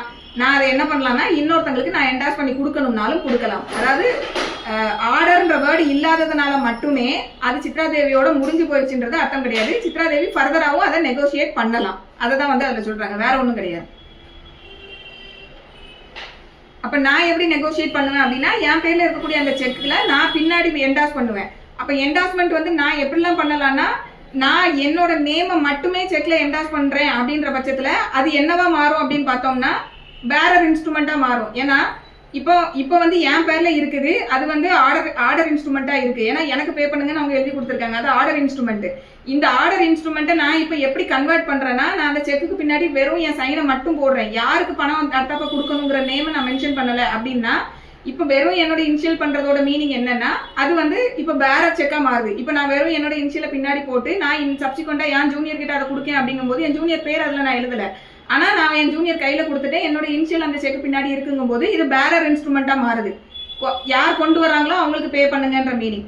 இப்ப இதே சப்போஸ் நான் என்ன பண்ணுவேன்னா பின்னாடி இனிஷியல் பண்ணும்போது ஸ்பெசிஃபிக்கா இன்னொரு பர்சனோட நேமை நான் அதுல எழுதி இனிஷியல் பண்றேங்கும் போது அந்த பர்டிகுலர் பர்சனுக்கு தான் பேங்க் வந்து இப்ப பணத்தை கொடுக்கணும். இப்ப நான் அதுல நேம் பண்ணிருக்கக்கூடிய அந்த பர்டிகுலர் பர்சன் அவரு இன்னொரு ஆளுக்கு கொண்டு போய் அதை கொடுத்து அவர் அடுத்தப்ப நெகோசியேட் பண்ண முடியுமான்னா அவரு பண்ணலாம். அவர் எப்படி பண்ணலாம்னா அவரு திருப்பி அதை பேரர் இன்ஸ்ட்ருமெண்டாவும் கொடுக்கலாம், இல்ல அவர் ஒரு ஸ்பெசிபிக் நேமை கொடுத்து அவர் ஆர்டர் இன்ஸ்ட்ருமெண்டா கொண்டு போகலாம். ஸோ இப்படியே இந்த இன்ஸ்ட்ருமெண்ட் வந்து போய்கிட்டு இருக்கும். இப்ப இது வந்து அதுலயே எழுதணுமா, அந்த செக்லயே எழுதணுமா? இந்த மாதிரி அவங்களுக்கு கொடுக்குற செக்ல நீங்க சப்போஸ் இன்னொருத்தர் கொடுக்குறீங்க அப்படிங்கும்போது அதுலயே போட்டு எழுதிட்டே இருக்க வேண்டியதுதான். ஆமா ஆமா, இப்படிதான் அந்த காலத்துல வந்து இந்த மணியை கேரி ஆன் பண்ணிட்டு இருக்கிறதுக்கு பதிலா டிரான்சாக்ஷன் எல்லாம் இப்படியே அவங்க பண்ணிட்டு இருந்திருக்காங்க. இது வந்து இப்ப நான் சொன்னேன் இல்லையா அந்த செக் இப்ப எனக்கு என் பேர்ல இருக்கக்கூடிய செக் நான் இன்னொருத்தங்களுக்கு கொடுக்க முடியாதான்லாம் கிடையவே கிடையாது. ஏன்னா நெகோசியபிள் இன்ஸ்ட்ருமெண்ட்ன்றது இது நெகோசியேட் ஃபர்தரா வந்து அடுத்தப்ப நெகோசியேட் ஆயிட்டு போய்கிட்டே தான் இருக்கும். ஸோ அந்த நெகோசியேஷன்றது ரெண்டு மெத்தட்ல வருது. ஒன்னு பேரர் இன்ஸ்ட்ருமெண்ட், இன்னொன்று வந்து ஆர்டர் இன்ஸ்ட்ருமெண்ட். பேரர் இன்ஸ்ட்ருமெண்ட்னா என்னோட சைனை மட்டும் நான் போட்டு கொடுக்குறேன் அப்படின்னா அது பேரர் இன்ஸ்ட்ருமெண்டா தான் இருக்கும். நான் ஒரு பர்டிகுலர் பர்சனல் நேமை வந்து அதுல மென்ஷன் பண்ணி செக்குக்கு பின்னாடி நான் என்டாஸ் பண்ணி கொடுக்குறேன் அப்படிங்கும்போது அது ஆர்டர் இன்ஸ்ட்ருமெண்டா மாறும். ஸோ இங்க வந்து இந்த எக்ஸ்பிளனேஷன் 3ல வந்து அதை தான் சொல்றாங்க. ஒரு ஸ்பெசிபிக் பர்சன் நேமை மட்டும் கொடுத்துட்டு அதுல அவரோட ஆர்டர் படியும் பே பண்ணுங்கன்ற வேர்டு அதுல இல்ல அப்படிங்கறதுனால மட்டுமே அது அவருக்கு மட்டும்தான் கொடுக்கணும்னு அவசியம் கிடையாது. சப்சிக்வெண்டா அவர் அடுத்தப்ப வந்து அவரோட ஆப்ஷன்ல அது அவரே பேயா இருந்து எடுத்துக்கிட்டனாலும் எடுத்துக்கலாம், இல்ல அவரு ஃபர்தரா அவரோட ஆர்டர் படி இன்னொருத்தங்களுக்கு அதை டிரான்ஸ்ஃபர் பண்ணணும்னாலும் பண்ணலாம்னு சொல்லக்கூடியதான் இந்த எக்ஸ்பிளனேஷன் 3. ஸோ தென் அடுத்து சப் கிளாஸ் 2ல the negotiable instrument may be made payable to two or more payees jointly, or it may be made payable in the alternative to one of two or one or some of several payees. So இந்த negotiable இன்ஸ்ட்ருமெண்ட்டை பொறுத்த வரைக்கும் ஜாயிண்டாகவும் வந்து நம்ம கொடுக்கலாம். 2 பேருக்கு பேரில் வந்து 2 பேர் பேரை போட்டு இவங்க 2 பேருக்கும் வந்து பே பண்ணுங்க அப்படியும் கொடுக்கலாம். இல்லைனா இவங்க கிட்ட பே பண்ணலைன்னா இவங்களுக்கு பே பண்ணுங்கன்ற மாதிரி ஆல்டர்னேட்டிவாகவும் நம்ம கொடுக்கலாம். இல்லைனா செவரல் பேய்ஸ் நிறைய பேரோட நேம் வந்து போட்டும் வந்து நம்ம பேயின்றதுல வந்து கொடுக்கலாம். ஸோ இதுதான் வந்து இது ஜென்ரலாக எல்லா டாக்குமெண்ட்லேயும் உள்ளது தான். ஸோ இப்படியும் வந்து கொடுக்கலாம். ஒரே ஒரு ஆள் பேரை மட்டும்தான் போட்டு கொடுக்கணுங்கிறது அவசியம் கிடையாது. Payable to 2 or more persons நேம்லையும் வந்து இந்த இன்ஸ்ட்ருமெண்ட்டை வந்து எக்ஸிக்யூட் பண்ண முடியும். ஸோ இதுதான் வந்து sub clause 2.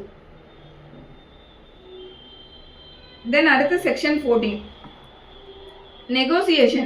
When a promissory note, bill of exchange or check is transferred to any person so as to constitute that person the holder thereof, the instrument is said to be negotiated. So இந்த மேலே பார்த்த இந்த 3 இன்ஸ்ட்ருமெண்ட்டையும் ஏதோ ஒரு பர்சனோட பேரில் வந்துட்டு நம்ம வந்து இன்னொரு பர்சனுக்கு வந்து டிரான்ஸ்ஃபர் பண்ணுறோம். டிரான்ஸ்ஃபர் பண்ணி அவரை வந்து ஹோல்டராக மாற்றுறோம் அப்படிங்கும்போது அப்போ தான் அது என்ன அதுக்கு பேர் என்ன அப்படின்னா நெகோசியேஷன். இப்போ நான் இப்போ சொன்ன செக்கில் அதை தானே சொன்னேன். என் கையில் இருக்கக்கூடிய செக்கு எனக்கு வர வேண்டிய பணத்துக்கு எனக்கு வந்து ஒருத்தங்க செக் கொடுத்துருக்காங்க. நான் வேற ஒரு ஆளுக்கு கடனாளியாக இருக்கேன்னா அவங்களுக்கு நான் இந்த செக்கை கொடுப்பேன். அவங்க அப்படியே அது போய்கிட்டே இருக்கு. ஸோ இது நெகோசியேட் ஆகிட்டே போயிட்டு இருக்கு. ஸோ இங்கே வந்து ஹோல்டர்ன்ற கெப்பாசிட்டியில் அந்த பர்சன் வந்து அடுத்தப்ப மாறி போய்கிட்டே இருப்பாங்க. ஸோ இதுதான் வந்து நெகோசியேஷன்றது இதில் சொல்கிறாங்க. ஸோ அடுத்து வந்து endorsement. when the maker or holder of a negotiable instrument signs the same otherwise than as such maker for the purpose of negotiation on the back or face thereof or on the slip of paper annexed thereto or so signs for the same purpose stamped paper intended to be completed as a negotiable instrument, he is said to endorse the same and is called the endorser. So இது என்ன அப்படின்னா என்டாஸ்மெண்ட்னா ரொம்ப simple.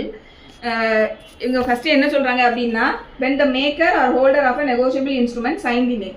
இப்போ நான் இப்போ ஒரு உதாரணம் சொன்னேன் இல்லையா, ஒரு செக்கு எனக்கு வருதுன்னா அந்த செக்கில் நான் என் கையெழுத்தை மட்டும் போட்டு நான் அதை இன்னொருத்தங்களுக்கு கொடுக்குறேன். அப்போது நான் இங்கே என்ன பண்ணுறோம் அப்படின்னா when the maker or holder of a negotiable instrument sign the name. நான் வந்து இப்போ ஹோல்டர், ஏன்னா எனக்கு ஜெயந்தி மேடம் எனக்கு கொடுத்த செக்கு நான் இப்போ அந்த ஹோல்டர்ன்ற கெப்பாசிட்டியில் இருக்கேன். இந்த நான் இப்போ ஹோல்டர் ஆனது ஏதோ ஒரு கன்சிடரேஷனுக்காக நான் இப்போ ஹோல்டராக இருந்தேன்னா நான் இப்போ ஹோல்டர் இன் டியூ கோர்ஸ்ன்ற இடத்துல இருப்பேன். இப்போ நான் வந்து இப்போ எனக்கு அவங்க கொடுத்த செக்கு நான் இந்த செக்கை வச்சுருக்கேன். இப்போ நான் இதை என்ன பண்ணுறேன் அப்படின்னா நெகோசியேஷன் பண்ணணும் அப்படிங்கிற பர்பஸுக்காக அது மேலே நான் என்ன பண்ணுறேன் அப்படின்னா என்டாஸ் பண்ணுறேன் அப்படின்னா அதுதான் endorsement. when the maker or holder of a negotiable instrument sign பண்ணுறேன், இதை நெகோசியேட் பண்ணணுன்றதுக்காக அந்த இன்ஸ்ட்ருமெண்ட் மேலே நான் சைன் பண்ணுறேன் அப்படிங்கும்போது இந்த சைன் எங்கெல்லாம் பண்ணலாம் அப்படின்னா ஆன் தி பேக் சைட் பண்ணலாம், இல்லைனா ஆர் ஃபேஸ் அந்த இன்ஸ்ட்ருமெண்ட்டோட ஃபேஸில் மேலே பண்ணலாம், இல்லை பேக் சைட் பண்ணலாம். அப்படி இல்லாட்டி அது கூட தனியாக வந்து ஒரு ஸ்லிப்பை வந்து அனெக்ஸ் பண்ணியும் நான் வந்து அதை பண்ணலாம். தனியாக ஒரு பேப்பரில் வந்து நான் அதை என்னோட கையில் என்டாஸ் பண்ணி இது கூட அனெக்ஸ் பண்ணியும் நான் கொடுக்கலாம். Or so sign for the same purpose a stamped paper intended to be completed as a negotiable instrument, he is said to endorse the same and is call the endorser. So இதில் வந்து இப்போ என்டாஸ்மெண்ட்டை பொறுத்த வரைக்கும் இப்போ இதில் ஏன் இந்த stamped இதெல்லாம் சொல்கிறாங்க அப்படிங்கும்போது பில் ஆஃப் எக்ஸ்சேஞ்சை பொறுத்த வரைக்கும் அதில் சைன் பண்ணும்போது அதில் ஸ்டாம்ப் ஒட்டி தான் ரெவன்யூ ஸ்டாம்ப் ஒட்டி தான் அதில் கையெழுத்து போடுவாங்க. அதே போல் promissory note bill of exchange ரெண்டுமே வந்து பார்த்தோம் அப்படின்னா அதில் அந்த இதில் வந்து ரெவன்யூ ஸ்டாம்ப் ஒட்டி அதுக்கு மேலே தான் அந்த ஸ்டாம்ப்பு மேலே பாதி கையெழுத்து, அந்த ஸ்டாம்புக்கு முன்னாடி கொஞ்சம் கையெழுத்து வர மாதிரி அந்த மாதிரி தான் போடணும். ஸோ இந்த மாதிரி சைன் பண்ணி நெகோஷியேட் பண்ணணுன்ற பர்பஸுக்காக மேக்கரோ இல்லை ஹோல்டரோ ஒரு இன்ஸ்ட்ருமெண்ட்டில் பேக் சைடோ இல்லை ஃபேஸ் ஆஃப் தி இன்ஸ்ட்ருமெண்ட்டோ இல்லைனா அடிஷ்னலாக ஒரு பேப்பரில் வந்து என்டாஸ் பண்ணி அட்டாச் பண்ணியோ கொடுக்குறாங்க அப்படின்னா அதுக்கு பேர் என்டாஸ்மெண்ட் அப்படின்னு சொல்கிறாங்க. இப்போ இந்த என்டாஸ்மெண்ட் அப்படின்னு சொல்லும்போது இப்போ எனக்கு ஏற்கனவே ஒருத்தங்க ஒரு இப்போ உதாரணத்துக்கு செக்குன்னு வச்சுக்கிறோம்னா எனக்கு இப்போ ஒரு செக்கு ஒருத்தங்க கொடுத்துருக்காங்க. அந்த செக்கை நான் வேற யாருக்காவது கடன் படுக்கும் போது அந்த பர்சனுக்கு நான் கடனை திருப்பி தரேன்றதுக்காக நான் இந்த செக்கை நான் இப்போ கொடுக்குறேன்னு வச்சுக்கிடுவோமே. இப்போ நான் வந்து என்டாஸ் பண்ணி நான் அவங்ககிட்ட கொடுக்கேன். பட் இவங்க என்ன சொல்றாங்க அப்படின்னா ஈவன் மேக்கருமே கூட என்டாஸ் பண்ணலான்னு சொல்றாங்க. அப்போ மேக்கர் ஆஃப் தி இன்ஸ்ட்ருமெண்ட்டும் என்டாஸ் பண்ணலாம் அப்படின்னு சொல்லும்போது எப்போ அப்படின்னு பார்த்தோம்னா சில கேசஸ்ல வந்து எப்படி இருக்கும்னா, ஏன்னா இப்போ நான் முதல்ல சொன்ன இன்ஸ்ட்ருமெண்ட்ல வந்து நான் மேக்கர் கிடையாது, நான் பேயின்ற கெப்பாசிட்டியில நான் அடுத்தப்ப இன்னொருத்தங்களுக்கு டிரான்ஸ்ஃபர் பண்றேன் என்டாஸ் பண்ணி. ஆனா இவங்க வந்து மேக்கருமே வந்து என்டாஸ் பண்ணலாம்னு சொல்றாங்க. சில இதுல எப்படி இருக்குன்னா, இப்போ ஒரு கம்பெனி இருக்கு, அந்த கம்பெனி வந்து அவங்களோட கம்பெனி பேர்லயே இன்னொரு செக் வந்து கம்பெனி கொடுக்காங்க. இப்போ அப்படி இல்லாட்டி நான் வந்து என்னோட செக்ல வந்து செல்ஃப்னு சொல்லி நான் இப்போ ஃபில் பண்ணியிருக்கேன்னு வச்சுக்கிடுவோம். என் செக்கு நான் செல்ஃபா பணம் எடுக்கிறதுக்காக நான் வந்து செக்கை ஃபில் பண்ணியிருக்கேன். அப்போ இந்த இடத்துல I am the maker of the instrument. கரெக்டா? இப்போ நான் இப்போ ஃபில் பண்ணினதுக்கு அப்புறமா அந்த பேக் சைட்ல வந்து என்னோட இனிஷியலை நான் வந்து என்டாஸ் பண்ணி வேற ஒருத்தவங்க கிட்ட கொடுக்குறேன். அப்போ நான் இந்த இடத்துல நான் மேக்கராகவும் இருக்கேன், நான் என்டாஸ்மெண்ட்டும் பண்றேன். ஸோ அதனாலதான் இங்க அவங்க என்ன சொல்றாங்கன்னா, மேக்கரும் வந்து என்டாஸ் பண்ணலாம், சப்சிக்வெண்டா வரக்கூடிய பீப்புள் வராங்க இல்லையா, அவங்கள ஹோல்டரும் வந்து என்டாஸ் பண்ணலாம். ரெண்டு பேருக்குமே அந்த காம்பிடன்சி இருக்கு. ஸோ இதுதான் வந்து என்டாஸ்மெண்ட் அப்படின்னு சொல்லக்கூடியதுல இவங்க சொல்லியிருக்காங்க. ஸோ இது புரிஞ்சுதா? இதெல்லாம் மோஸ்ட்லி இந்த பிசினஸ் பர்பஸ் தான் வரும். ஆமா மேடம், இது எல்லாமே பிசினஸ் தான். இது எல்லாமே கமர்ஷியலுக்காக உள்ள ஆக்ட் தான் மேம். இது ஃபுல்லாவே கமர்ஷியல் டிரான்சாக்ஷனுக்கான ஆக்ட் தான். ஆனா இப்போ காமன் மேன்மே வந்து கடன் வாங்குறாங்க. இதுல எல்லாத்துலயுமே வந்து செக் நம்ம டே டு டே இதுல வந்து செக் நிறைய பாக்குறோம்ல மேம். இன்னொன்னு பில் ஆஃப் எக்ஸ்சேஞ்ச் நிறைய வரும். கடன் கொடுக்கறது வாங்குறதுல சிவில் கேசஸ் எல்லாமே பில் ஆஃப் எக்ஸ்சேஞ்ச் வச்சுதான் வருது. இப்ப ரொம்ப கம்மியா இருக்கு. சாரி, பில் ஆஃப் எக்ஸ்சேஞ்ச்ல ப்ராமிசரி நோட் வந்து நிறைய வருது. பில் ஆஃப் எக்ஸ்சேஞ்ச் மட்டும் தான் கம்மியா இருக்கு. மற்றபடி ப்ராமிசரி நோட் அண்ட் செக் பொறுத்த வரைக்கும் அது ரொட்டீனா நிறைய வந்துட்டு தான் மேம் இருக்கும்.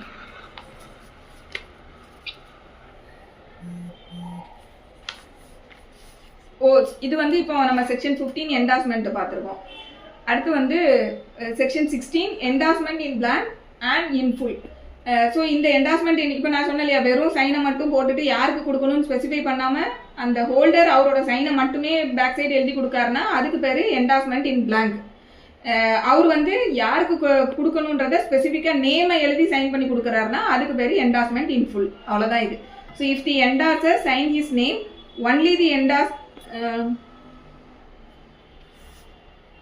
if the endorser signs his name only, the endorsement is said to be in blank. So endorse பண்றவர் அவரோட பேரை மட்டுமே இனிஷியல் பண்ணி கொடுக்காருன்னா அது வந்து in blank.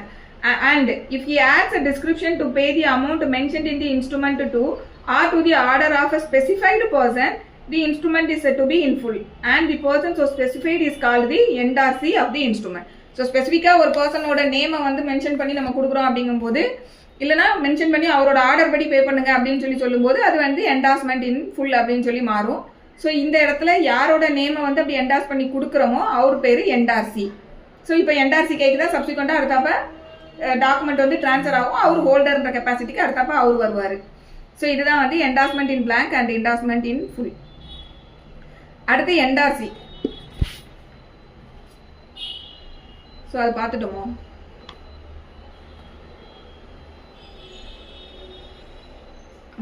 அது என்டார்சி கீழே சொல்லிட்டாங்க. அடுத்து வந்து இதுல சப்கிளாஸ் 2ல the provision of this act relating to a payee shall apply with the necessary modification to an endorsee. Endorsee தான் வந்து இப்போ அவர் தானே அடுத்தாப்ப வந்துட்டு பேயின்ற கெப்பாசிட்டியில போயிட்டு பணத்தை ரிசீவ் பண்ணக்கூடிய பர்சனா வரப்போறாரு. அப்போ பேய்க்கு என்னென்ன ப்ரொவிஷன்ஸ், என்ன இதெல்லாம் வந்து என்னென்ன ப்ரொவிஷன்ஸ் என்னெல்லாம் அப்ளை ஆகுதோ அது எல்லாமே இவருக்கு அப்படியே அப்ளை ஆகும் அப்படின்னு சொல்லக்கூடியதான். ஸோ பேயின்ற இடத்துல என்டார்சின்னு நம்ம போட்டு பொறுத்திக்கிட்டோம்னா கரெக்டாக இருக்கும். அதுதான் the provisions of this act relating to a payee shall apply with the necessary modification to an endorsee. அடுத்து section 17 ambiguous instrument, where an instrument may be construed either as a promissory note or bill of exchange. The holder may at his election treat it as either and the instrument shall be thenceforward treated accordingly. So இது என்ன அப்படின்னா, ஒரு instrument இருக்கு, அந்த இன்ஸ்ட்ருமெண்டோட நேச்சரை பார்க்கும்போது bill of exchange ஆனும் தெரியல, இல்ல ப்ராமிசரி நோட்டானும் தெரியல, அந்த மாதிரி டவுட்ஃபுல்லா இருக்கு அப்படிங்கும்போது இதை வந்து அந்த ஹோல்டர் வந்து சூஸ் பண்ணிக்கலாம். என்னன்னா, நான் இதை பில் ஆஃப் எக்ஸ்சேஞ்சா எடுத்துக்கிறேனா இல்ல நான் வந்து ப்ராமிசரி நோட்டா எடுத்துக்கிறேனா அப்படிங்கறத வந்து அந்த ஹோல்டர் வந்து சூஸ் பண்ணிக்கலாம். ஆனா ஒன்ஸ் வந்து அவர் அதை ஏதோ ஒரு இதா அதை சூஸ் பண்ணிட்டாருங்கும் போது திருப்பி மாற்றி பேசக்கூடாது. அதை சொல்லக்கூடியதுதான் இந்த ஆம்பிகியஸ் இன்ஸ்ட்ருமெண்ட். இப்போ உதாரணத்துக்கு வந்து ஒரு டாக்குமெண்ட்ல I will pay the bearer on demand ₹1000 10,000 இந்த மாதிரி இருக்குன்னு வச்சுக்கோமே. I will pay the bearer on demand ₹1000 அப்படின்னு இருக்கும்போது ஃபர்ஸ்ட் பர்சன்ல இது எழுதியிருக்காங்க ஐ வில் பே. அப்பனா அன்கண்டிஷனல் அண்டர்டேக்கிங்ல தான் ஐ அப்படின்னு ஆரம்பிப்பாங்க இல்லையா. அப்போ ப்ராமிசரி நோட்டுக்குள்ள கலரும் இதுல வருது. அதுக்கப்புறம் பின்னாடி என்ன வருது அப்படின்னா ஆன் டிமாண்ட் அப்படின்னு சொல்லி சொல்றாங்க. அப்ப இந்த ஆன் டிமாண்ட் அப்படின்னு சொல்லி சொல்லும்போது இல்ல sorry page bearer on demand அப்படின்னு சொல்றாங்க. ஸோ பேரர் ஆன் டிமாண்ட் அப்படிங்கும்போது என்னன்னா யார் எடுத்துட்டு வரானோ அவனுக்கு நான் வந்து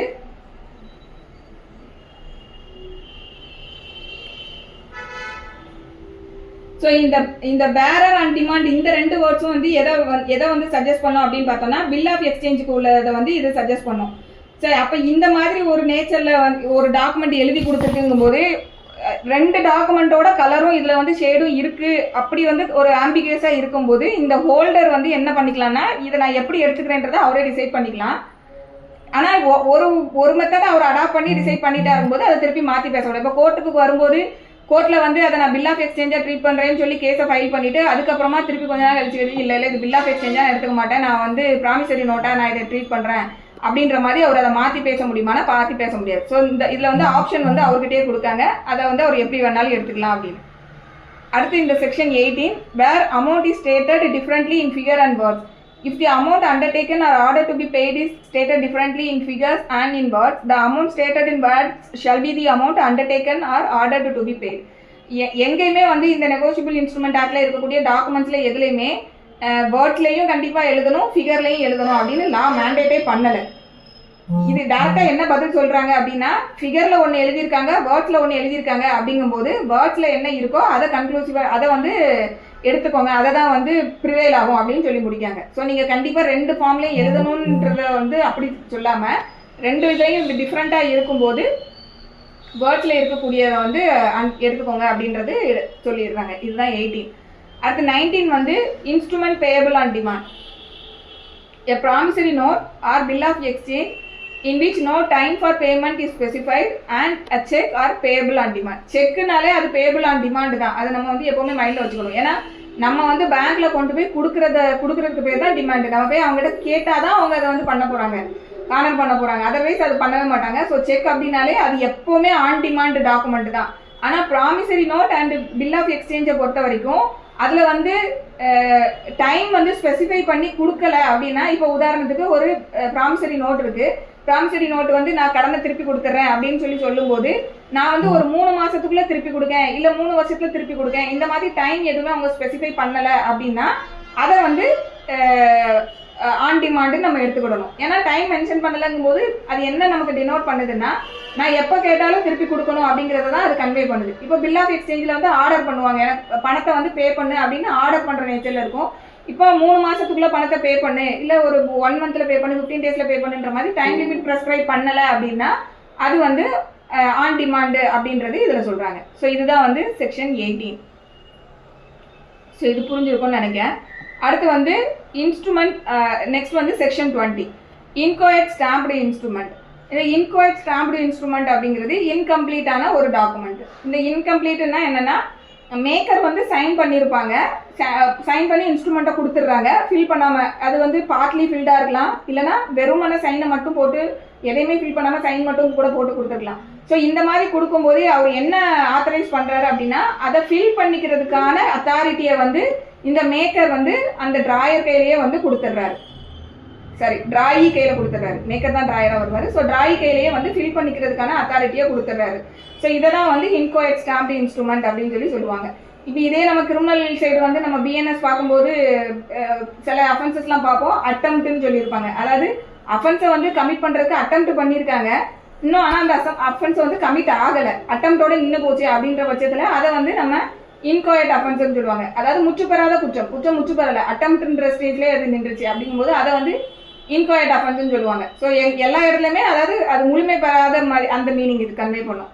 So where one person signs and delivers to another a paper stamped in accordance with the law relating to negotiable instrument then in force in India and either wholly blank or having written thereon an incomplete negotiable instrument, he thereby gives prima facie authority to the holder thereof to make or complete as the case may be upon the negotiable instrument for any amount specified therein and not exceeding the amount covered by the stamp. So then the person so signing shall be liable upon such instrument in the capacity in which he signed the same to any holder in due course for such amount, provided that no person other than a holder in due course shall recover from the person delivering the instrument, anything in excess of the amount intended by him to be paid thereafter. So இதில் condition என்னெல்லாம் அப்படின்னு பார்த்தோம் அப்படின்னா, ஒரு person வந்து இன்ஸ்ட்ருமெண்ட்டில் sign பண்ணுறாரு, deliver பண்ணிட்டாரு இன்னொரு பர்சனுக்கு. அது எப்படி இருக்குது அப்படின்னா, ஸ்டாம்ப்டு, அதாவது ஸ்டாம்ப் பண்ணி இன்ஸ்ட்ருமெண்ட். இப்போ நமக்கு முதல்ல சொன்ன மாதிரி ப்ராமிசரி நோட்டாக இருக்கட்டும் இல்லை பில் ஆஃப் எக்ஸ்சேஞ்சாக இருக்கட்டும், ரெண்டுமே வந்து ஸ்டாம்ப்டு இன்ஸ்ட்ருமெண்ட்டாக தான், ஸ்டாம்ப் ரெவன்யூ ஸ்டாம்ப் ஒட்டி தான் அதில் கையெழுத்து போட்டுக்கணும். ஸ்டாம்ப் ஒட்டலை அப்படின்னாலே அந்த டாக்குமெண்ட்டுக்கு வந்து வேலிடிட்டி கிடையாது. ஸோ இந்த மாதிரி ஸ்டாம்ப்டு இன்ஸ்ட்ருமெண்ட்டில் சைன் பண்ணி இன்னொருத்தங்களுக்கு டெலிவர் பண்ணிட்டாரு, அக்கார்டிங் டு லா இதை பண்ணுறாரு. இதுக்கப்புறம் அவர் வந்து ஹோலி பிளாங்காக விட்டுருக்கலாம், இல்லைன்னா ஏதாவது சம் பார்ட் மட்டும் அவர் ஃபில் பண்ணியும் கொடுத்துருக்கலாம். ஸோ இந்த மாதிரி ஒரு இன்ஸ்ட்ருமெண்ட்டை கொடுத்துருக்காரு. And thereby gives prima facie authority to the holder thereof to make or complete. So இதன் மூலமாக அவர் என்ன பண்ணுறாருன்னா அந்த அத்தாரிட்டியை கொடுக்குறாரு, அதை ஃபில் பண்ணிக்கிறதுக்கு, கம்ப்ளீட் பண்ணிக்கிறதுக்கு. And as the case may be, upon it negotiable instrument for any amount specified therein. So அந்த எந்த அமௌண்ட்டையும் கூட ஃபில் பண்ணியிருக்கணும்னு அவசியம் கூட இல்லை, கிடையாது. ஏன்னா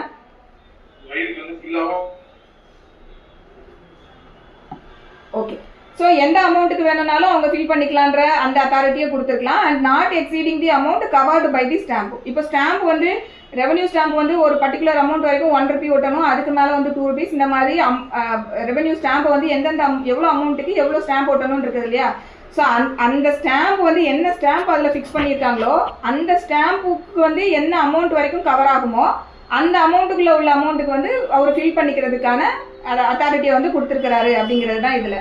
அதுக்கப்புறமா இதில் வந்து ஹோல்டர் இன் டியூ கோர்ஸ், இதில் ரெண்டு விஷயம் நம்ம பார்க்க வேண்டியது என்னென்ன அப்படின்னா, the persons of signing shall be liable upon such instrument. இப்போ இந்த மாதிரி அவர் வந்து ஒரு சைனை மட்டும் போட்டு கொடுத்துட்டாரு.